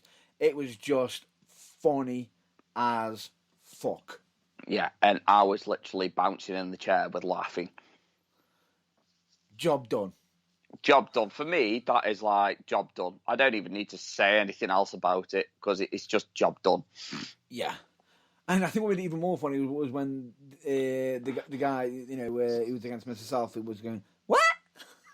Yeah. Because obviously fucking stupid noises like that when people are selling it makes me laugh. Oh, hell yeah. So anyway, we need to move on because we're rambling. I'm getting tired. Yep. So we need to move on and push through. But I do want to... I just realised how long we've been on. I want to actually go through the main event first, if that's okay with you.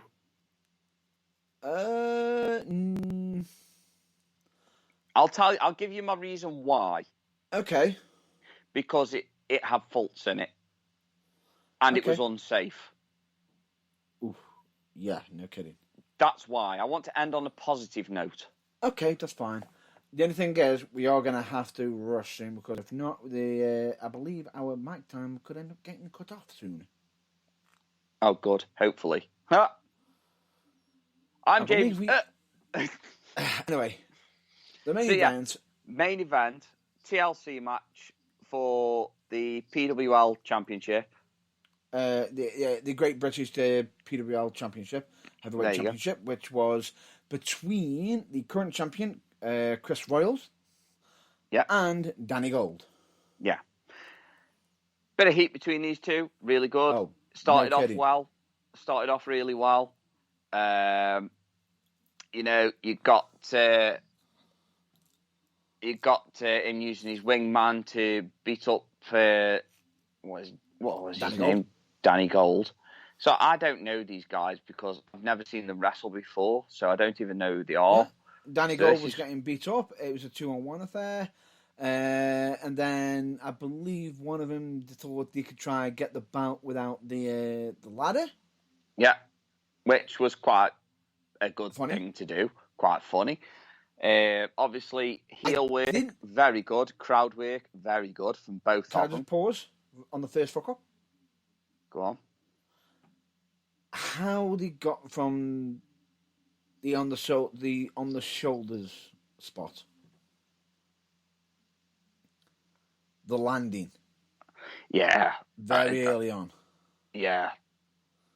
Essentially, Chris Royals got doomsday devised. And good lord, that bump was nasty. And I was just sitting there saying, and this is at the beginning of the match. Yeah. What the fuck? Yeah. So, that was bad. Yeah. That was bad. I just want to go through the overall quickness of it because, like I say, overall, crowd work, very good.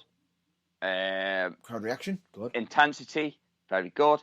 Crowd reaction, phenomenal. Crowd work, very good. Very good, very well worked, and very interactive. Well, bear in mind, at one point I thought the crowd were getting into the ring. Selling, very good. Definitely. But if you've taken a cutter from off the ladder, halfway up the ladder onto the canvas, you will not be getting up that quickly. No, I don't care who you are. No. Going through tables as well. You ain't going to be getting up that quick, regardless of what's being said to you. Yeah, exactly. The whole gimmick of that is F you. Yeah. F you. So there's no swearing in it. It's just F you. Yeah. For me, and you know this was my biggest peeve of that match, positioning of certain weapons. Yeah. Now, we understand it's an independent wrestling, independent wrestling event. We understand crowding, the crowd close to the ring, etc., etc. But if you know this, check your surroundings before you start planning spots where you wedge ladders into the corners where the presence of fans is actually higher in them corners than it was in the others. Yeah. Because you know for a fact, and you know this, because you told me this, you just could see it before it actually happened, and it nearly did happen. Fucking, all I'm going to say is centimetres away. Pendulum. Centimetres. When you put in both ladders separately and doing a spot where you are flinging each other into the ladders. Yeah. Danny Gold did it well. He actually protected the crowd by thinking his arm over the ladder. His arm over? But still, even that could have gone wrong. Yeah, and when when Chris Royal went into it, you can see him go. Yeah, he just like not oversold it, but he just hit it like a ton of bricks. And then on the second one, straight away, I saw your face cringe, and then next thing you know, it actually. You saw me just go. It's coming. It's happening. It's gonna happen. It's gonna happen. Yeah. And I'm blessed Danny Gold for catching that ladder when he did. Yeah. This is what I'm saying though. He may have caught it, but he was still too late. Because the damage would have already been done, because that woman would have been a few teeth missing, I tell you that now, from how close she was. If she didn't react, it would have hit her. Yeah. It's unsafe, guys. That's not cool. I don't get... You know something, actually? Since my accident, I've been a stickler for, like, seeing what's safe and what isn't. That was not safe. That was not cool. I'm not cool with it. Yeah.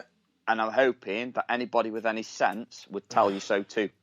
Normally, I'm a bit more you all know I'm normally a bit more forgiving on certain things. Yeah, but you weren't yesterday. No. No, definitely not. Bear this in mind, and it's normally yourself who normally reacts first, but how quick was the reaction when you saw the ladders going into the corners? Who reacted first? Immediately. Yeah, it's just you knew it was going to happen. It was just a matter of time. It's just from experience. It was just no. See, now if you're going to do a spot like that, the best thing would be to do a roll into the ladder without the ladders being wedged into the corner. Just have them line up in the corner like you did with the table, which makes sense. Or put the person in the corner and then put the ladder onto them. Yeah, exactly. So don't you did that the second time? Well, no, about the fourth time when you sandwiched in between the two ladders. Yeah. But still, the ladder that was wedged in between the two ropes still came out. Yeah. Because he was too busy holding on to the ladder that you in front of him. So, sorry, guys. Not good enough. And if you're going to do a bridge, make sure you put the actual ends of the thingy on the actual rope and have the ladder a bit further back. It's going to do a move onto the ladder. Yeah. And my God, how long did it take that referee to grab that ladder? How long did what, sorry?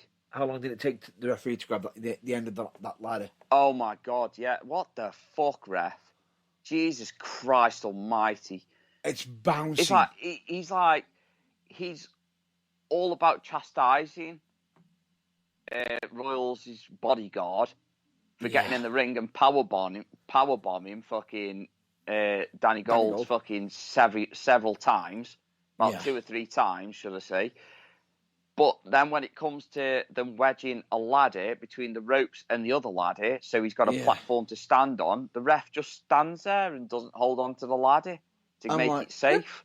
You even hear me saying, grab the ladder. Grab the fucking ladder. Yeah. Both of us were sitting there just going, my God, what's the referee doing? Why is he just standing there? Why isn't he grabbing the ladder? Grab the ladder, ref. Ref! Because if he didn't grab that ladder when he did, and someone slammed onto it, that ladder could have flung out into the crowd. Again. Yeah. I mean, for me, I wasn't much of a fan of Danny Gold, but obviously he's a fan favourite, so hats off to the lad. Danny Gold is a very popular favourite, and it's normally... I will say that... I thought their last match before, the street fight, was far better. Yeah. So, anyway, like I say, I'm just giving my own opinions, not my cup of tea. But at the end of the day, you know what I'm like with it was a ball. With characters.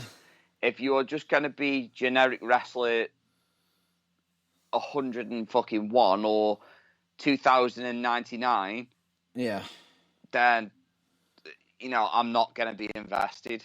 And there was a few on there. Yeah, to be normally fair. Danny Gold comes out all in gold normally, as well. Yeah, he might For have one to of change it. If he got bookings anywhere else, though, or with a certain other individual, he'd have to change his music. Yeah, potentially. But at least he's got the different gear colours as well, just in case as well. Yeah. At least. But then, yeah, like I say, it just obviously a fan favourite. So my first time watching him, and I wasn't impressed with what I saw. Okay, that's fine. Final moments of it. I'm just going to say, fair enough. We understand that the big feel of it is F Chris Royals was the slogan that was coming across from the fans. Actually having Chris Royals saying, "Fuck you, Danny Gold." On a on a kids show, not okay. A bit much. Not okay. A bit much. I understand that you might be swearing. You can get away with certain things, but he should have just gone F Danny Gold like they've been doing. It's either that or he could have done something along the lines of everyone keeps saying F me, F you, and you know what I mean. He could have done something like that, and it would have gotten more attention than fuck you, because I actually heard mums in the audience gasping as if to say, "What the fuck? That is not cool." Yeah. So no, not cool. Yeah. Not cool at all. However, I do feel that the right person won the match. Yeah, I mean, don't get me wrong. I say he's not my cup of tea, but it's like I say, this is... Just let me finish a sec, because I really need to get it out of my system. It's just that, even though I say he's not my cup of tea, all I can say is that he definitely deserved to win. He went out, he really deserved to win that match. But what I need to say is that it's my first time watching him, and watching them both from that display, I wasn't overly impressed. Right. Okay. With the in-ring work, like the storytelling, the in-ring work, I wasn't happy with it. No, that's fine. But I'm not saying it was all terrible though, because obviously I gave quite a lot of compliments at the start, so it's not all bad. Correct. Right, we've got a short amount of time, and we've got Mark Henry time. It's time for the main event. The main event, or as we say, what we call the match of the night. That was the main event, what we just mentioned, but the match of the night has to go to the 2 out of 3 falls match, technical match between Mad Dog Max and Dean Allmark. Both of them did absolutely phenomenal in this match. Yeah, I'll tell you now that that's my first time actually being able to watch Dean Allmark, and coming from a fellow Stokey, that is probably just like a massive insult to him. But, I can't help not being involved in wrestling for that long. But, mate, honestly, you knocked it out the fucking park. I was absolutely... As soon as I knew it was on the card, and I just said to him, "Goes, did I not call it before the match even started?" Yeah. And what was it? A masterclass on how... Oh, it was brilliant. It was brilliant. You wanted to watch a technical slobber knocker, and you got it right there. You didn't need crazy bumps. You didn't need fucking crazy flips. Flippy-doos, you just needed two faces, very popular with the crowd, go at it, technical, respect. Honestly, pure brilliant. That's why I wanted to save it for last, because it was perfect. Masterclass, perfect. It gave me everything that I would hope to have seen from Dean Allmark. And me, myself, personally, I'd never heard of Mad Dog, and that's no disrespect to himself, but I'm kind of new to the independent wrestling scene in the UK, so I'm learning. You know what I mean? I'm learning. But he's glad that he got to see you, is what you're saying? Yeah, that's what I mean. I'm glad that I actually got to see it, because as the storytelling goes, it's the first time it's taken them 20 years to do that match. But damn, they knocked it out of the park. We want more. We want more. We want more. When he says, like, the next match is going to be 60 minutes after, and it's like, fuck, you ever seen Dean Allmark fucking cry in his hands? He's like, no! No! But at the same time, the crowd like, yes! Exactly. Give the fans what they want. And you know what? You do that 60-minute match, I will be fucking there, guys. I will be there because March. That would be fantastic to watch. I believe you mentioned it being in March. Yes. So as soon as that match pops up on a poster or advertised anywhere, tickets are being bought. Exactly. There's not a lot we can say about that match. I don't want to break it down because we'd be here all fucking night. And we ain't got all night. No, we haven't. We'd have to do a part 2. Exactly. And more. And more. That's how good it was.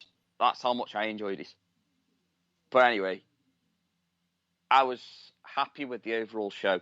So yeah, it was It was a solid for me. If I was to start giving things ratings out of 10, or no, 0 to 5 stars, I would have given that a solid 4. Yeah. The thing is, not everyone has a perfect show. No, definitely not. You can't, because you're entrusting other people to put on a decent show, and if they fail, then the show gets let down a little bit. And I say that myself, being a promoter as well. Yeah, all right. Put your dick away. And yourself, being involved in You Kid Away. Yeah, exactly. That's why I said put your dick away. I've got mine out already. Behave yourself. Well, anyway, point being never. Point being is, not everything can go perfect, and the thing is, something might seem perfect, but there'll be something that could have been done better, and there is always something that can be done better. Because even at UK Away shows, I've always had feedback already been given to me already, and everything, and there's always room for improvement, and that's always a good thing. And the funny thing about it is, for me, I think the perfect show is an imperfect one, to a degree, because nothing's perfect. No, exactly. I mean, look at my first match. There's a couple of imperfections in that actually made it look really good. So, I'm leaving. Where the fuck are you going? Yeah. Where you going, bitch? And like, no, leave me alone. But anyway, with that being said, I think that's going to be a good time to wrap up this episode. I probably should have wrapped up 16 years ago, but yeah, okay. I'm not saying it. I'm not saying the line. Anyway. You know you want to. With that being said, that's it for this week's episode. Generally, we normally go through the usual mention of everything. All we're just going to just state is, you know where our website is, you know where you can catch us at our usual scheduled programming and everything. However, as this is technically the last live episode of The Burning Truth for this year. Yes, even though if it was up to Matt Burns, it would have been pre-recorded. But it happens. But to be honest with you, I'm glad we've had it live. Oh my God. I'm glad it's live. But anyway, with that being said, genuinely, thank you very much for listening again. We hope you always enjoy our content. We will be doing out a Christmas message at some point, and also be sending out New Year messages as well. But we'll always be advocates of mental health as such. But with that being all said and done, you know where to catch us. You know what website we're on. You know what links we have. Don't be upset due to external links, because we have no control over them. But genuinely, I've been Matt Burns. I have been Irvine. He's been James Irvine. We also want to give a massive shout out to the absolute legend, or legend as he calls himself, who is actually from Stoke-on-Trent, none other than Keith Myatt. What? Absolute legend. he calls it himself. But genuinely, thank you very much for listening in. And we also, of course, give a big shout out to Big Rich, who also got us tickets for the PWL show as well. So with that, thank you very much for listening to this episode. We hope you all stay well, stay safe, and as always, check out your local wrestling if there is any available for this year. Until then, catch you later. And it has been emotional. Bye, sleepy time. So till then, catch you later. Bye. Have a great night.